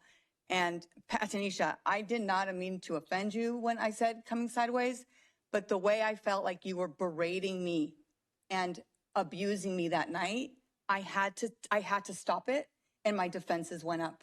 I wish that someone else had, I mean, no offense to you, but like it was like nothing I've ever seen in this chamber. So if my vernacular is what made you uncomfortable, that's not going to change. That's my vernacular. And I wouldn't ask you to change your vernacular because you have a very specific one. I wouldn't ask you to change yours. Please don't ask me to change mine, because that's what this meeting's about, right? We're talking about our decorum. Freedom of speech, I will fight for it every single day. I would have never wanted anyone to tell me what not to say up there. And whether it's a hypothesis or not true, it's so hard when you're sitting out there and you think that things are going on, and we have way more information than you do. And it is so hard for y'all to sit here and only have part of it, and we can't tell you everything legally or whatever. So if you need to get up and get it off your chest because that's what makes you feel good, I'm good with that. Like, I don't mind people coming and yelling at me. I mean, I got yelled at, the mayor and I talked about it for an hour and a half one night. And you know what? It's okay. People came, got it off their chest, and we were good to go. We moved on. So I will never stop having people come up and speak. Say what you want to say. Don't curtail your freedom of speech, whether it's about me or anybody else. The other thing is, one of my most unfavorite phrases is go along to get along. And we have seen councils that go along to get along. And they do it at the expense of the residents sometimes because they don't want to debate something. They don't want to feel the heat on them. And I would rather, as your elected representative, sit up here and fight for you than not say anything.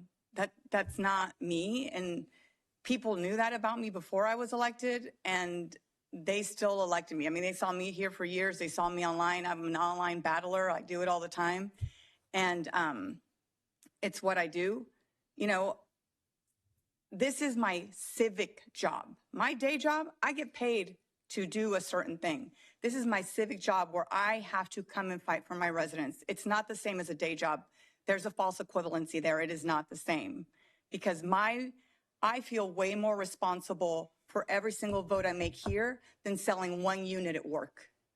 I don't care about that and about that pay and about that bonus as much as I care about every single vote I make here. And yes, 90% of our votes, probably over 90%, have all been the same. And it's because we care about Brentwood.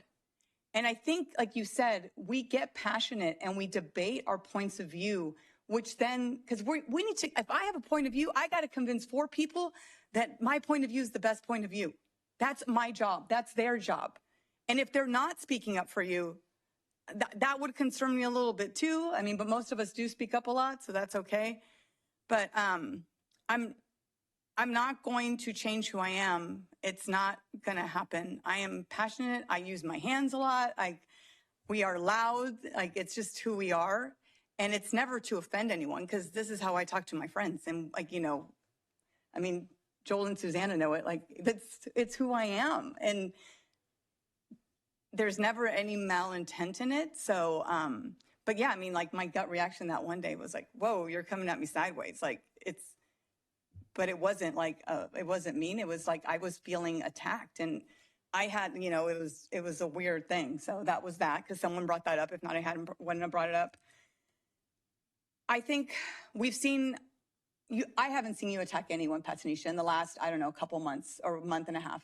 And I think it's fantastic that we're giving everyone the chance to speak, because people, and I know other people are getting the calls, they're asking us to admonish you or censure you or sanction you for the things that you said to residents, and all of that stuff. But at this point, I don't think that's where we should go. I think that we are learning. It is a new role. Like, I'm not sure if the mayor said it or the vice mayor said it, but I think that this is a learning for all of us, including myself. But I don't think that's where we need to go at this point. But I just think we need to be respectful of our residents, and they're going to say what they're going to say. And yes, some of them are here a lot and they speak up a lot. But let me tell you, those residents that are here a lot and speak up a lot, they're fighting for a lot of you when you're not here. And they're fighting on a lot of issues, the drive-throughs, the gas stations that we see a lot online, but we don't see a lot of people in here, but they're here fighting for you on those gas stations and those things. So I appreciate them, because they show up and they speak, and I appreciate their research. They send us research. They send us feedback. And I don't agree with them all the time. I mean, we don't agree with each other all the time. I'm very friendly with Joel and Susanna. We've known each other for a while, and we don't agree with each other all the time, but we're fine. Like, I mean, if you've been watching meetings, you know. So, and I love our friendships now, and I appreciate them, and it's fantastic. And sometimes it just takes some time to get there.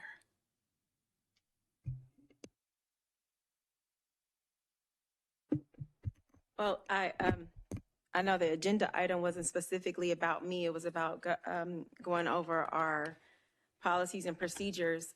And to those, I want to say that every single time since I've gotten up here, every time it's time for public comment, I have a notebook. I write down everything everyone says during public comment.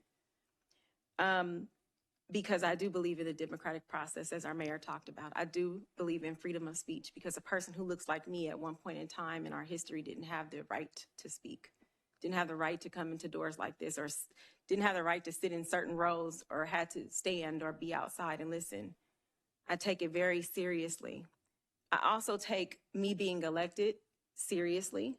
And I take the fact that when we're brought in a forum, when we're told to be as transparent as possible, for example, during governance meetings, when we're brought here and we're told to be transparent and to speak exactly how we feel. And what some people don't know is before our governance meetings, we are interviewed on Zoom, which I actually spoke up, and I think our vice mayor said, I'm all about being transparent. If you want to share my Zoom, I'd love for you to see it. I'm happy that if it was put online, because I'm extremely transparent, but during governance, we're asked specific questions about how we feel about specific things. During that governance meeting, I was asked a question and I was completely transparent. And my remarks were not to attack anybody. My remarks were pre-written. I knew the questions. They told some of the questions that they were going to ask. And one of the questions specifically asked what I would continue to do, what I will stop doing. And I answered every single one truthfully. And it was not done with malintention or with an intent to attack anyone, but to tell what I would truly do. Despite being attacked, I said I will continue to serve the great citizens and the residents of this city, and I will still continue to sit here no matter what. I don't care what anyone comes to the podium. You can attack my politics. You can tell me that even though my shoes are super cute tonight, you can tell me they're ugly. You can talk about my hairstyle. You can talk about whatever. It doesn't matter because you do have the floor to do that. You are given that right.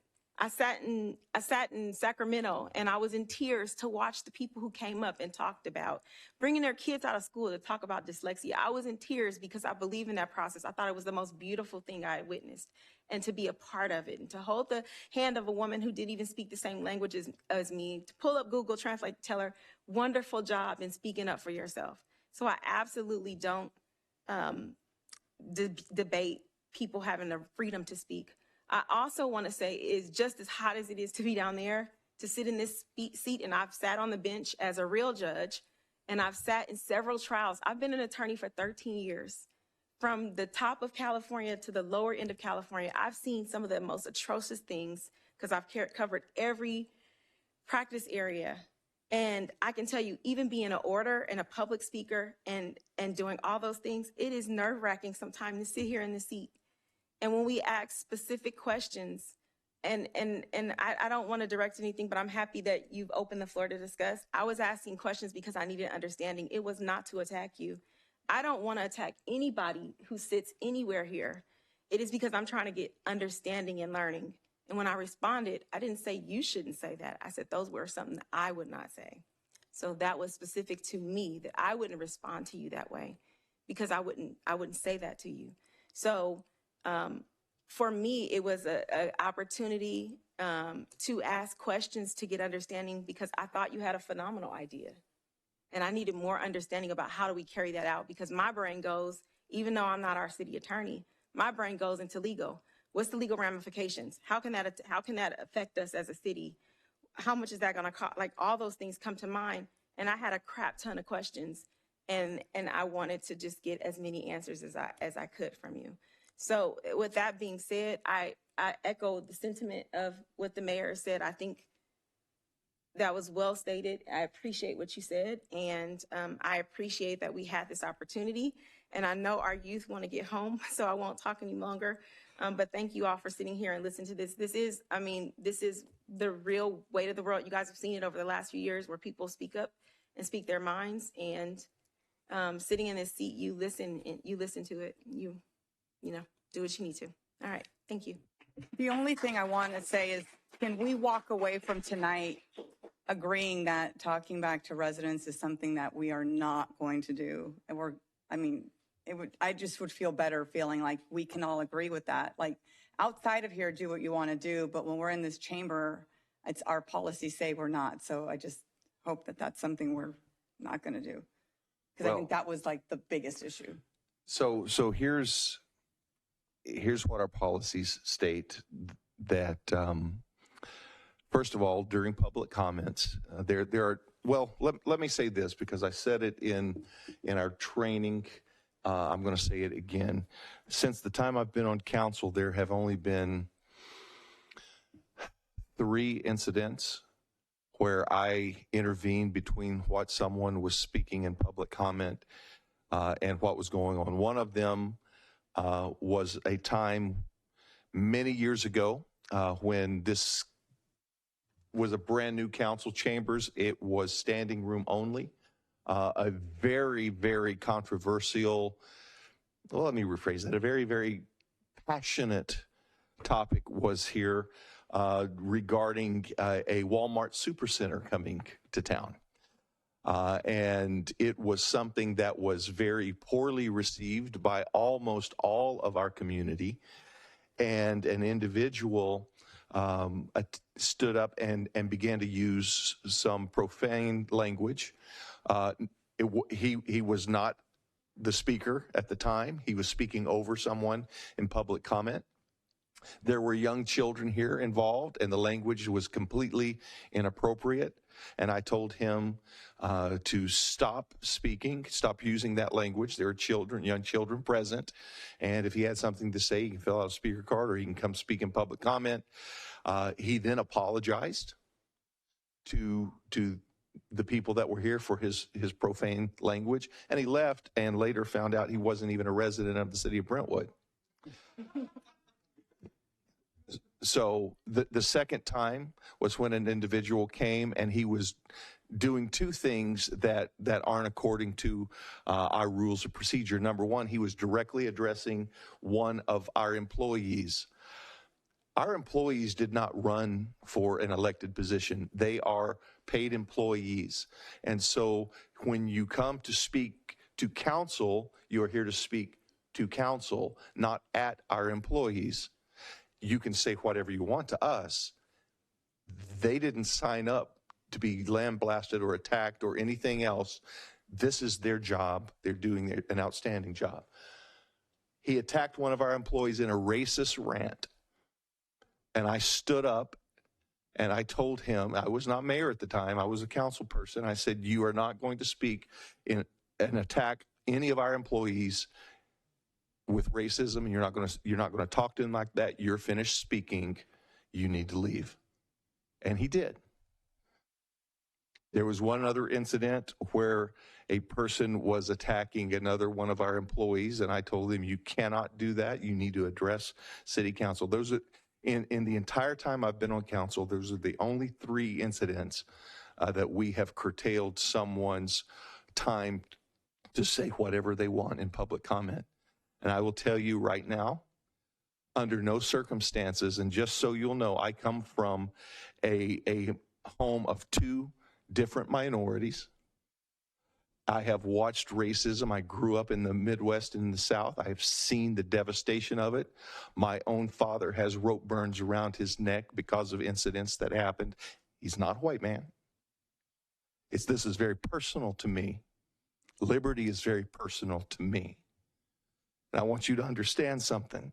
I will never allow any of our residents, any of our employees, or any of our council members in one of these council sessions to ever be attacked racially, ever. You will be shut down. You will be told to leave, and I'm not going to ask it. You will be told to leave. There is no place in this city or our country or the world for the despicable mindset of racism. Not going to happen. And so I want you to understand that is going to be enforced here. And it will be enforced here every time. Fortunately, I don't believe that we have people that come here with that mindset in mind, in that intent. And so, because we're sitting here, and because we understand what our commitment to our community is, by sitting here, we are committing that we are going to abide by what our city attorney outlined in our responses and our behavior in an effort to be the very best council members that we can be and the very best city that we can be. Because it isn't just a byline. I have been in lots of cities, lots of communities all over the world, and in California and in the East Bay, and it is better in Brentwood. And it's better in Brentwood because of you and because of you. And so that is the commitment. That's why we brought it. And we are going to be a professional group of people because we are professionals.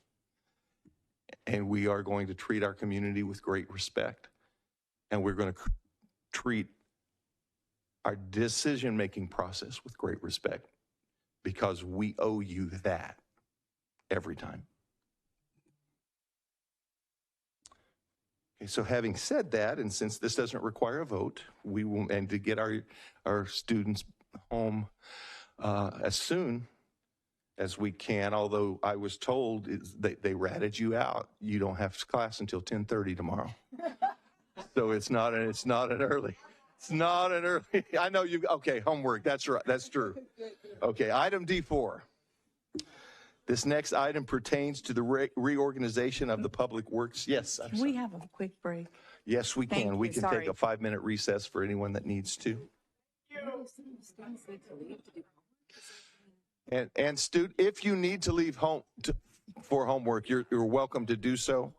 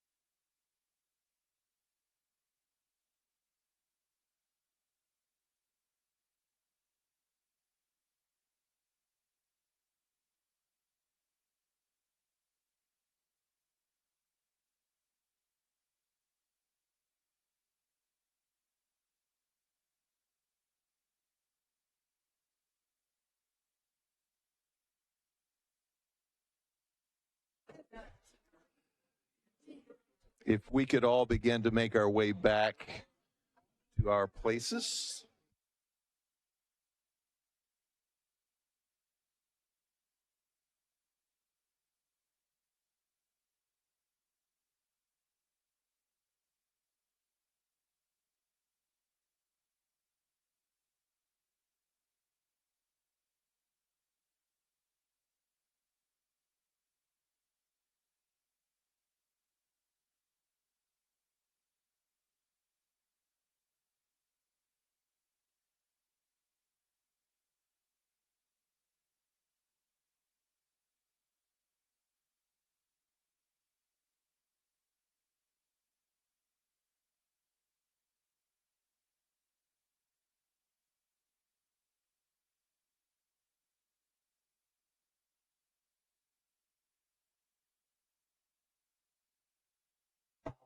Damien is saying, all right, it's time to start again. Tim says, all right, it's time to start again. But Joel said it too. There's nobody listening. Oh, no one's listening to you.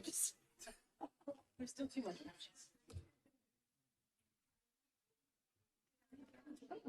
How many more items do we have? Let's see.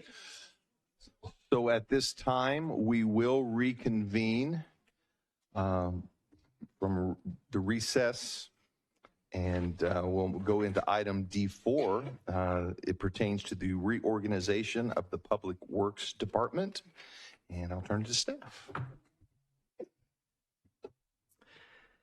Mayor and council, we will test you now since you said you agree mostly 95% of the time on items. This could be one of those. We have a brief discussion on the Public Works Department. As you know, we have an opportunity in front of us with the recent departure of Mickey Sabota, our Public Works Director, to another agency, and the retirement of Jack, who was the Assistant Director over Engineering in Public Works. And with these two vacancies, we've re-looked at some of the operations, and in consultation with a lot of the Public Works staff, upper management, included this course of action. So we're recommending that we create two departments from the one Public Works Department, which is our largest department, with about 115 employees. And the benefits of this potential restructuring are that we would reduce some minor inefficiencies, ensure some clearer strategic focus of the two different departments, engineering and Public Works, with its 5 different divisions, better oversight and accountability geographically, since they are in 2 separate locations already, and would continue to have collaboration between the 2 departments. What we have before you tonight is asking for your support on the splitting of the departments. We've revised the classifications and titles and have you set the salary ranges that are outlined in the staff report. And with your approval tonight, we'll initiate those recruitments immediately, and the departments should be in place by July 1st. There's a small fiscal impact noted in the staff report. We reflect about an $18,000 increase, but a little more detail on that. We budget at the top step of a 5-step salary range, and that is not probable in this first year or even 2. And so really there is no cost probably for the first 2 years. And this, even at $18,000 that might hit in about 2 years, is split between the general fund and the other utilities, maybe about 50-50. So there's a minor cost increase with this proposed restructuring and reorganization of the Public Works Department. And I do want to make one note. In the staff report, we have the proposed org charts, and there's one little correction on a reporting in the Fleets and Facilities Maintenance Department. We showed them all reporting directly to each other. Instead, it's supposed to be reporting to the fleet manager, so just a minor little tweak there. You're not asked to approve that, however, just for illustrative purposes. And with that, I'd be glad to answer any questions you might have. Okay, do we have any questions, clarifying questions of staff at this time? I have a question that I just thought about. Sorry, I didn't think about it earlier. These are salary savings only, right? Or is it fully baked salary, benefits, pension obligations? It's all of it, correct. It's all of it? Okay, Yep. Thank you. Okay, if there's no further clarifying questions of staff, open public comments at this time. Margaret? If you're in person, please file a speaker card.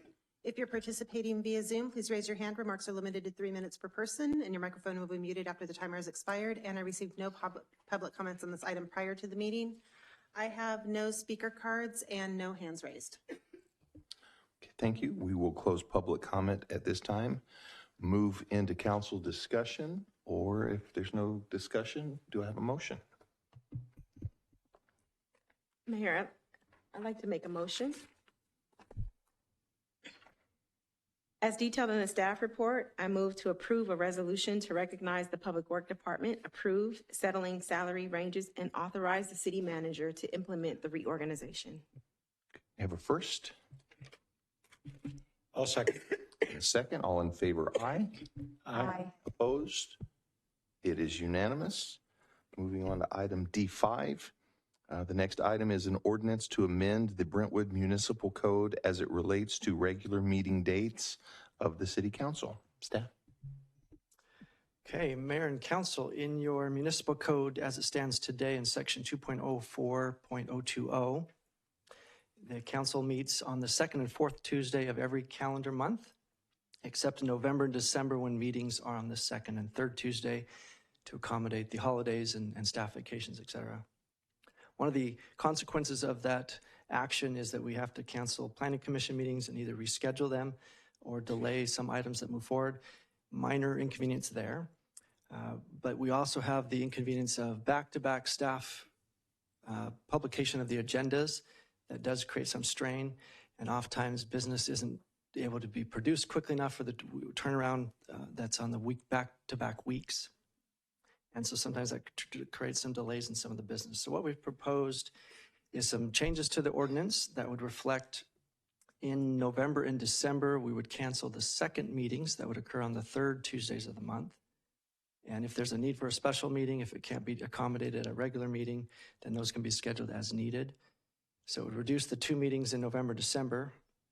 The other item that's proposed herein, again, not a big deal, but open for discussion, is that historically we've had a summer recess. Typically it occurred in either July or August, and it's sometimes moved around a little bit depending on the mayor at the time. We're proposing here, based on timing of certain workload, depending on the closure of the fiscal year ending June 30th, that before we start on the new fiscal year with the new budgets and new capital improvement program projects, that we cancel that first meeting in July. And this would result in, again, if there's a need for a special meeting, so be it. If not, we would plan accordingly to have staff, council, the public who may be taking vacations can kind of plan around that summer recess. And this is typical with a lot of cities and has been done here historically. We've had a busy calendar the last few years, so haven't needed to do it, but we're proposing this going forward. And if I can share my screen, I'll show you what this would look like. There's one other change that, actually one other point I'll point out here. When it shares, there it is. So what I've populated here is 2023 and 2024, and then I'll also show you the next 2 years after that. The green demarcations show regular scheduled meetings, or as you can see in early 2023, there were a couple extra meetings that are reflected here. Where you see the red banner, that's where there's a change in that month. So as you see July 11th, if you approve the ordinance before you tonight, that July 11th meeting, regular meeting would not be held. And then same for November and December, the 21st and the 19th of December. So staff will have to plan accordingly around these timing of meetings to make sure that we get business done accordingly. You notice in 2024 is kind of similar representation here.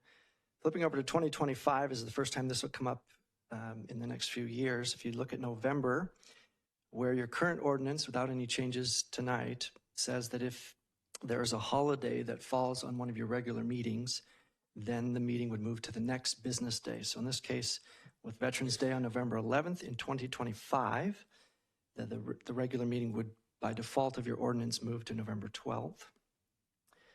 And again, with similar changes to July, November, December, and 2026 doesn't have anything unique. So just wanted to show those for your visualization to see what the impacts could be and where staff have to plan around this accordingly moving forward. This would also give notice to the public about when they should expect regular meetings. And we'll add some benefits. Let me go back to my staff report here. Turn it off. We wouldn't have to cancel those 2 planning commissions in November, December as well, so that'd be one potential benefit. And couldn't guarantee that all staff would take vacations during that first week or two of July, but that could be planned for going forward if this were granted. And shouldn't have any of the additional cost impacts or fiscal impacts with these proposed changes. So with that, I'd be glad to answer any questions. Are there any council clarifying questions of staff regarding this? Is there any negative feedback from staff to keeping it how it is now? The only comment I think I heard was that if there was a special need for a regular meeting towards the end of the year, if perhaps something surprisingly pops up or staff didn't prepare accordingly or there's some other unanticipated delay, let's say there's a key action item that can only occur by state law on a regular meeting, that could be complicated. Hopefully we can prepare in advance and avoid those kind of consequences. There was the discussion amongst the executive team that July won't work for everybody's vacations. Certainly the public will be taking vacations whenever they want and may miss a meeting. So it's not a perfect response. There's probably no perfect date anywhere in the summer to say that summer recess will work best. But there weren't really other identified consequences of these proposed changes. I see that in coming years, we'll be having in the changed months, council meetings on my birthday, and I didn't see you outline the party that you'll be throwing that day in the council report. So I'm looking forward to that. It's a future agenda item. If there are no further clarifying questions of staff, at this time we'll open public comment. If you're in person, please file a speaker card. If you're participating via Zoom, please raise your hand. Remarks are limited to 3 minutes per person, and your microphone will be muted after the timer has expired. No public comments were received on this item prior to the meeting. I have no speaker cards, and there are no hands raised. Okay, at this time we will close public comment, move council discussion. I'd like to see council notified when one or more members are going to be missing a meeting and staff has been notified. And I mention it because there was a time, I think it was last summer, when 3 of us showed up on the Zoom and 2 of us were missing. And I think if there is advance notice given, staff should also notify full council, because what if someone was sick last minute? That would have changed the ability to have a quorum. So I think that should be incorporated into this, if that can be. Damien? That's more of a policy decision. That's a policy decision, just staff, just an action item for staff to do, and not something for tonight's agenda, because this is really focusing on your regular meeting dates, not notifying council members of who's going to be at meetings. But it's certainly something you raised to staff, and they're aware of it. And I would think it's something that could easily be done if staff knows about it. Obviously, there'll always be times where we don't learn about it till the very last minute. Yeah, but, of course, yeah. Thank you. So what will be helpful is, again, just advance notice as much as possible to me or the mayor, and then we can make sure we can inform the rest of the council accordingly. If there's an occasion where we have a lot of advance notice, we might keep a heavier or contentious item off an agenda if we know we don't have more council members in attendance. So that's something that we would love to have advance notice of if possible, and we could plan accordingly. I would also like to say I have no problem whatsoever with having a meeting on election night. Most of them aren't decided that night anyway, so I don't think that's a priority. And I think as far as the regular meeting, if it falls on a holiday, then the next business day being the automatic. I don't know that that's always a reasonable assumption that that's going to be an easy day for everyone. I think it should be discussed with some notice if that's something we can do. Yeah, it's shown just in the next 4 years, that's only going to come up once in 2025, was it? And I looked ahead several other years, and it doesn't come up again for 7 or 8 more years. Same with the election. I didn't see one that's going to be a conflict in the next 6, 7, 8 years. So really won't be germane. We incorporate it here. We don't have to keep it, obviously, if you'd rather not. But it's not going to come up very frequently. Okay, thanks. I will say that, No, I just said I'm actually uncomfortable canceling the meetings. I would rather, because I mean, we all know, like if we cancel a meeting, we're gonna have a meeting with a lot more. It's just the way we roll. And I would rather keep them on the books as is, and then we can plan and front load. And then if we know that we can cancel something, then cancel it because we don't need it. But I would rather keep it there just so that everyone holds it and doesn't make plans, because the way we're going, our meetings go late. And we all said we didn't want late meetings. And if we're only having one in November, December, we're going to be inundated is what's going to happen. Yeah, I think that could possibly happen. One of the challenges, though, is trying to publish an agenda back-to-back weeks. Tends to not have all that many business items anyway, just by the nature of, we start 2 weeks in advance. Like just Monday of this week, we already had to have all the staff reports due in our system for the April 25th meeting. So it just tells you how much of a lag time there is to even get staff reports done. Based on the ordinance now, if we want to cancel a meeting, we have to have already known that 2 weeks, 3 weeks before to get it, no, 4 weeks before, in order to get it on agenda to be occurring before that meeting would have occurred. So it's a lot of planning and an anticipation. I would expect that probably only the November, December ones might be the ones that you might have to cancel for either a lack of business or limited business if that back-to-back still occurs. So if it's 4 weeks, then we could keep it on the books because you whiteboard everything anyway before it happens. And at the 4 weeks, you can say, okay, we can do it without that meeting and not be here till, Emeryville just had a 4 a.m. meeting, right? Till 4 a.m. So maybe we could do something like that, but I would feel better keeping it and then seeing what we have on the docket. And then 4 weeks out, I think is great. Like if, hey, we don't have that much stuff, let's cancel it. And instead of just saying we're not going to have it, because I don't mind staying till 1, 2 in the morning. It's what we do, but I know our residents, that's their biggest feedback is that we go way too long. So question about substitutions, because I haven't seen that staff sitting in for other staff if someone's on vacation or sick or whatever has been an issue. Can you talk about what that would look like? I mean, if somebody they had to cancel their vacation or just not be able to come to a council meeting, the substitution situation. So you're saying you see a substitute at a council meeting? Well, I mean, staff has always consistently had Usually substitutes. Have somebody in their seat, yeah. Yeah, so typically I don't see a problem with that is what I'm saying. What happens behind the scenes is if the staff who's been assigned to start writing that staff report, and a lot of times it's none of the directors you see here, if they're on vacation, and we occasionally have it where then they're waiting on the approval of their director, that could delay an item anywhere from 4 to 6 weeks.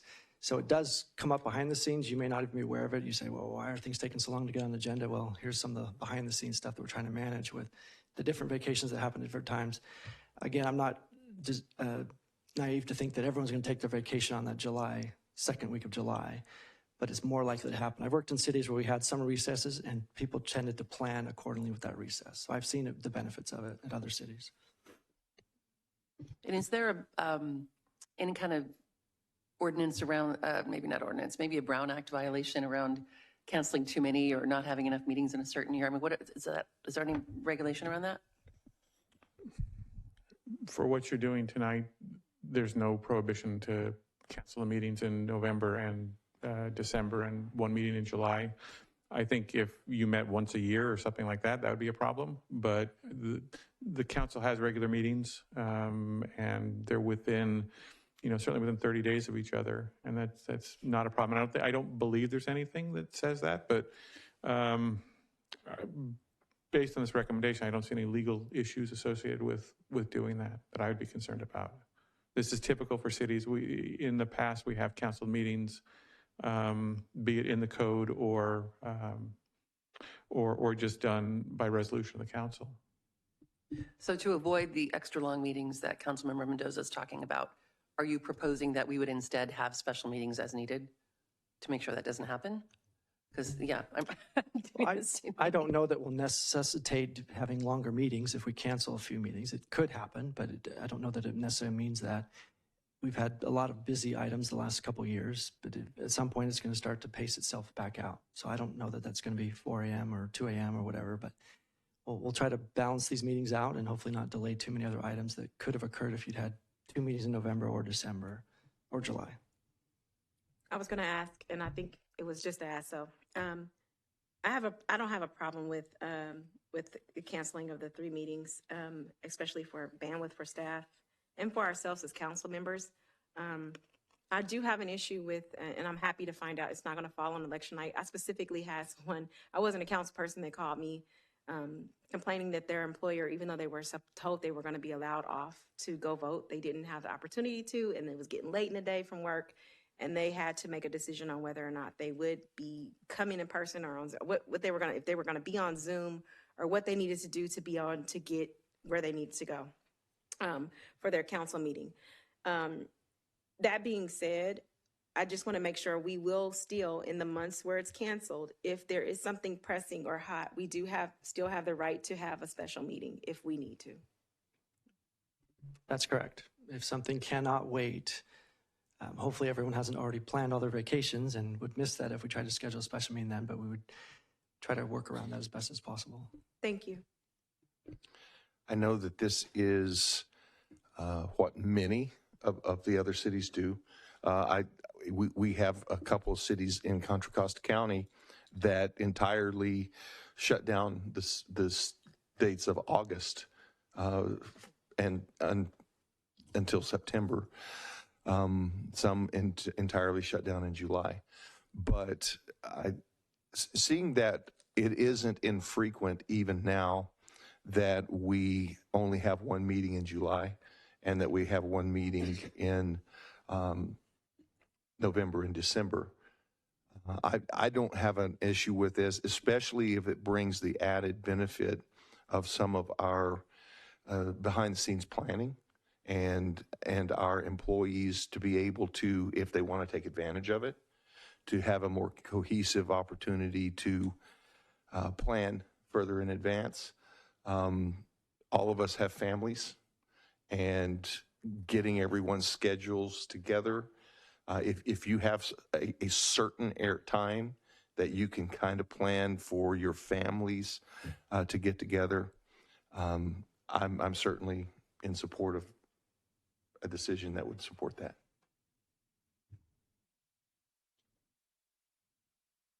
Well, okay. So if there's no further discussion. Mr. Mayor, I'd like to make a motion. Well, I was going to call for one, so we have a motion on the floor being presented. As detailed in the staff report, I move to waive the first reading and introduce an ordinance to amend the municipal code as it relates to regular meeting dates of the City Council. We have a first. I'll second. We have a second. Margaret? An ordinance of the City Council of the City of Brentwood amending Chapter 2.04, Council Time and Place of Meeting of the Brentwood Municipal Code in its entirety to amend Sections 2.04.010, Meeting Place Designated, Procedure for Temporary Meeting Place, and 2.04.020, Regular Meeting Date and Time Designated, to, among other things, change the City Council regular meeting days in July, November, and December to provide for meetings that fall on election days and meetings that require cancellation due to lack of a quorum. Okay, all in favor, aye? Aye. Aye. Opposed? No. Okay, it is recorded. 4 ayes, 1 opposed. Okay, moving on to item D6. This item is regarding the 2023 City Council committees list and committee descriptions. Staff? Mayor and Council, on March 17th, Vice Mayor Meyer and Councilmember Mendoza requested in writing a request to permanently move the Land Use and Development Committee meetings to a different start time due to their schedule conflicts. And so based on my authority to put this on without needing additional council direction, we've placed an identical staff report that you saw basically in January 10th of this year when you approved committee assignments and also had an opportunity to look at the scheduling of these various ad hoc committees. Standing committees, I should say. And also on March 14th, we returned to relook at another assignment that had a conflict. So what's before you tonight is the ability to look at assignments again, to look at the committee times, to look at the dates, to look at the months, to look at the scope of the committees. It's as broad as it can possibly be to get any direction from the council tonight to accommodate your needs. And in particular, the 2 standing committees are the Agricultural Enterprise Committee and the Land Use and Development Committee. If there is a potential fiscal impact, depending on what you do with those schedules, if we have all-night meetings or you change the schedule from quarterly to monthly, and they're all in the evening, that could trigger some staff capacity, could trigger some overtime issues. We'd obviously try to accommodate your schedule as best as possible. And so just wanted to get that out there as well. And then in the attachment, you see the appointment list from 2023 and where the current assignments lay with the committees and also the regional body and local appointments. Thank you. Are there any clarifying questions of staff regarding this item? Councilmember Pearson. I have a question. Is it that we just move the date or time, or can we do like what we did on the 14th to see if someone else can sit in that time if it's available? In anticipation that if there wasn't support for changing a certain date or schedule, we wrote it broadly enough that you can do anything you want with any of the committee assignments or the dates, the times, the scope of each committee, et cetera. So it's all as much as you'd like to do tonight.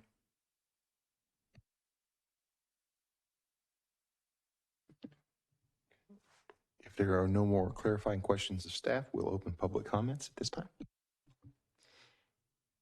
If you're in person, please file a speaker card.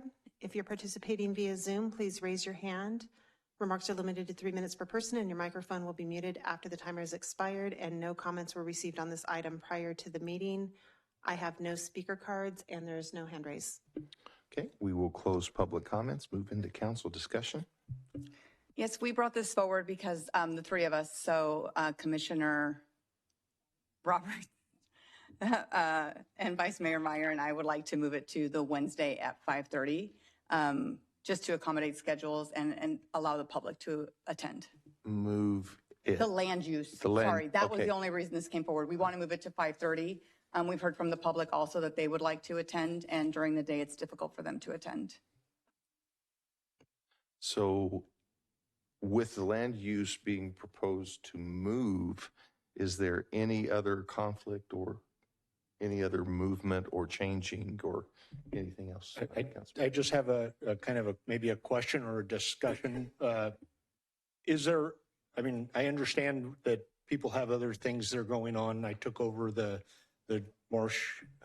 John Marsh committee meetings just recently, and the ability to, I don't know, switch on January 10th when we initially brought up all the committees, the mayor had mentioned that LUD may be a good place to have one of us new council members on so that we could get educated onto how it's operated, how it runs in 2 years. The three of you may not be sitting here to educate us and to move us forward, the council forward. And this may be just an ideal opportunity to put maybe one of the newer council members. I know Pat Tanisha only has a couple committees she sits on. I don't know what your schedule's like. But would that also be an option as opposed to moving the meeting and changing the way we're doing it currently? No, it's not the option we were looking at. The three of us, we're all working women, which usually council people, so we just wanted the opportunity to do it Wednesday at 5:30. To answer your question, if we were to not move it and if we were to keep it at the times, I am available to answer your question for both times on those Mondays. I would like to know what the impact of us moving it is. I don't know if you informed us of that, the impact of us moving it, or also for the people who are on LUD and AG, what they think the impact of a person who's changing into that seat would be as well. Okay, I'm going to be honest. If this is going to be a big deal, let's just keep it because the three of us really want to do it. We were just asking for a favor, and it sounds like the favors are too much to ask, so we can just keep it. Yeah, I'd rather repeal than lose it. No, it's okay. I'm not. It's all right. I gave you the opportunity. Can I have it, please? Yes. Nobody is trying to push anything or change anything. I'm just saying when we originally put this in, there was a lot of discussion about the newer council and the two new people on council, one of them possibly moving on to this committee specifically. Our job is to represent the citizens of Brentwood the best way we know how. I don't think the mayor would have asked us back on January 10th if it was going to be a problem for one of the newer council members if he thought we didn't need that education to move forward. I hear from the public every council meeting that I need to be educated as to how the city runs. And now I'm asking for that opportunity, or at least one of us to be given that opportunity to sit on that committee and learn what we're supposed to learn so that we can help run the city. And I think that's what we hear every single day when we sit here and people tell me the new council member, or you didn't attend meetings for the last 10 years, or whatever else is going on. I'm looking to get the education. I'm looking to make sure that we can, as a city council, represent our citizens the best we can. I would be willing to give up another committee, but I'm not willing to give up lead. And I can say I waited 2 years to get on to lead. And it's also something that you can request to watch after the fact.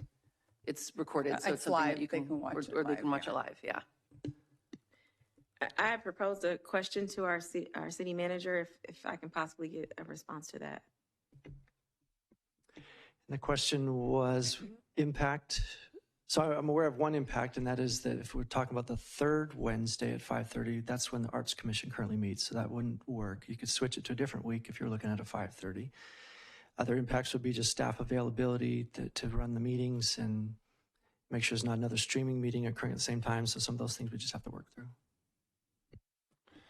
Does this request includes the agricultural committee meeting as well, or just the LUD meeting?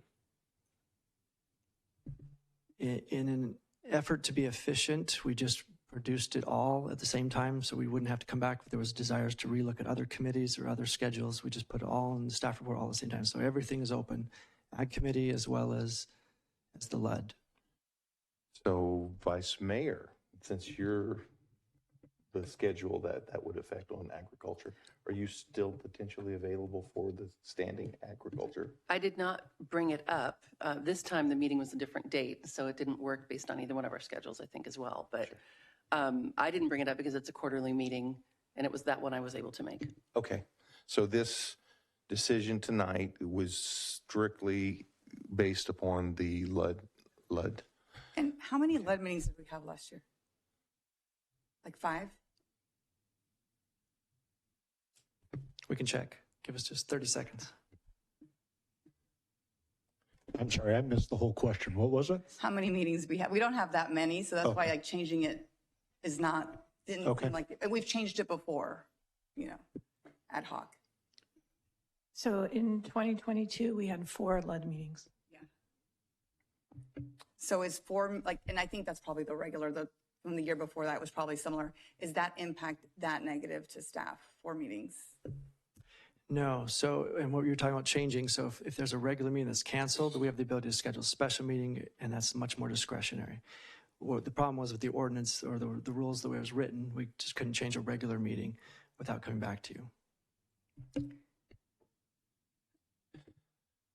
So I would like to make a motion to change it to a Wednesday that fits staff. Wednesday or Thursday. I mean, how are you on Thursdays? Yeah, Wednesday. Wednesday's easier, but yeah, Wednesday night or a Thursday night at 5:30, whatever week of the month works for you all. So that's the motion I'd like to make if it works. I'd like a second. Okay, so we have So it may need to be more specific because we'll be revising the descriptions tonight, right, as agendized. We could check real quick on our calendars, see if there's any other commissions or committee meetings that have regular standing meetings that might conflict with either a Wednesday or Thursday or second or fourth week or whatever. And I think you have a board meeting fourth Thursdays of every month. So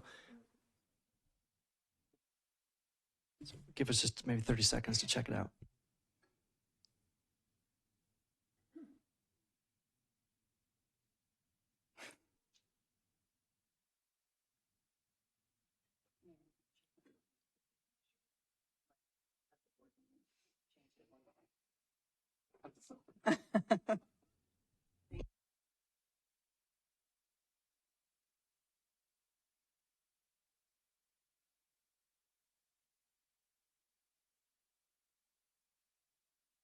Or you're here Monday anyway for ag, right? Like every once in a while, should we just do you want 2 back-to-backs?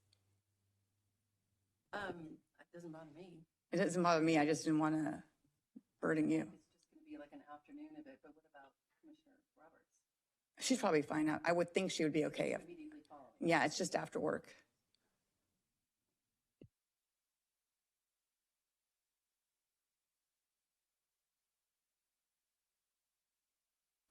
Second Thursday. Does the second Thursday work? It looks like we're conflict-free from other committees or commissions that would have regular standing meetings then.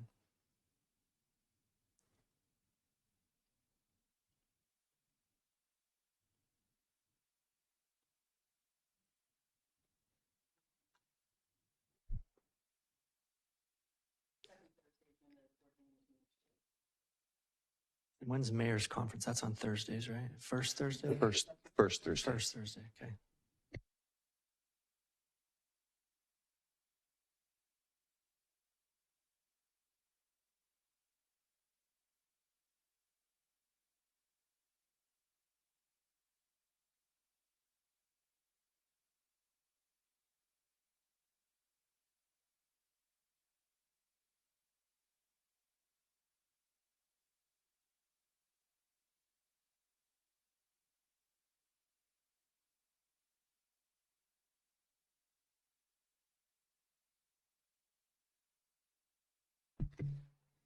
Okay, the smarter people than me are suggesting now a first or third Monday would be free of conflicts.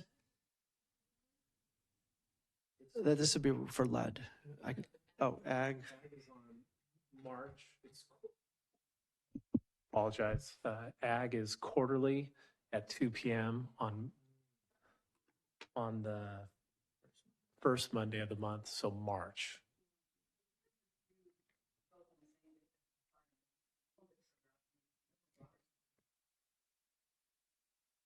That works. And that would be the night before Planning Commission meeting for Chair Roberts, but if she's okay with back-to-back. Yeah, I mean, she's all excited about being the chair on there, and she's excited about LUD. No, I think it'll be fine. So is there a preference first or third to see if there's council direction then? It's whichever one whatever, I think, do you want it on ag? Because that way you just finish them with one pop. It's honestly, either one is fine with me. If there's a concern about Commissioner Roberts, then we could go the third to keep them separate so that we can move it a little bit like away from the Planning Commission meeting. Yeah. From a publication standpoint, from a staff availability, that would probably even work better. So third Broke that Monday. up. Yeah. Okay. So third Monday? Mm-hmm. Okay. Perfect. So the motion is to move the LUD meeting to the third Monday at 5:30, 5 o'clock? Yes. Yeah. Go ahead. The mayor just said 5:30 or 5 o'clock, and I was wondering which one it was going to be. Well, I'm asking. 5:30. Actually, 5:30. Okay. And I will second that. So we have a first and a second. All in favor, aye. Aye. Aye. Opposed? Opposed? Opposed. Okay, so it is a 3-4 and 2 against. The item moves. We will move into item E1, and it is new future agenda item request. I actually do have one this time. I would like to have a future agenda item regarding the speaker's time. What other cities are doing with the time, whether it be 3 minutes, 5 minutes. I know that the questions that I've asked, most have gone to 3, some have gone to 2. I understand we can do whatever it is that we decide to do, but I would like just to look into it. I understand that it's something that's under the purview of council, of the mayor, but I do want to be fair, but I also would, just out of curiosity, I would like to see what is common practice at this time. And are you saying the entire county or just East County, outside the county? What wants to look? I think the entire county would be pretty easy to see. Those are all the mayors that we work with, all the cities that we work with on the mayor's conference. Are there any other new future agenda item requests regarding this? Okay, seeing none, we'll move into item F1, which is regarding closed session. And at this time, I'm going to ask our mayor to call for an adjournment to closed session. Ask for a motion. Can we have a motion? Oh, a motion to adjourn to closed session.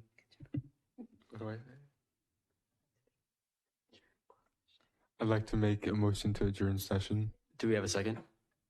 I second. All in favor? Aye. All who oppose? And can I also get, It's unanimous. Well done. Mr. Mayor? Mr. Mayor?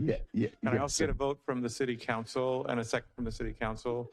The first and second. Motion to adjourn. We have a first and a second. All in favor, aye? Aye. Aye. Aye. I know, and he's with us on his birthday. Congratulations. How old are you? 18.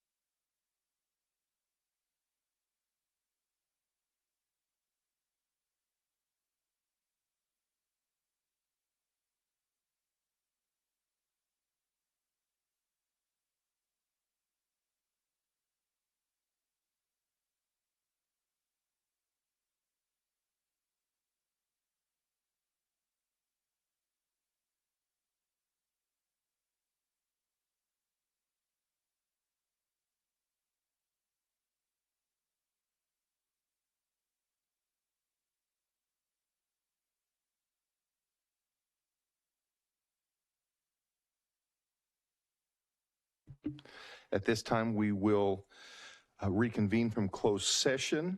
There is nothing to report out. Do I have a motion for adjournment? So moved.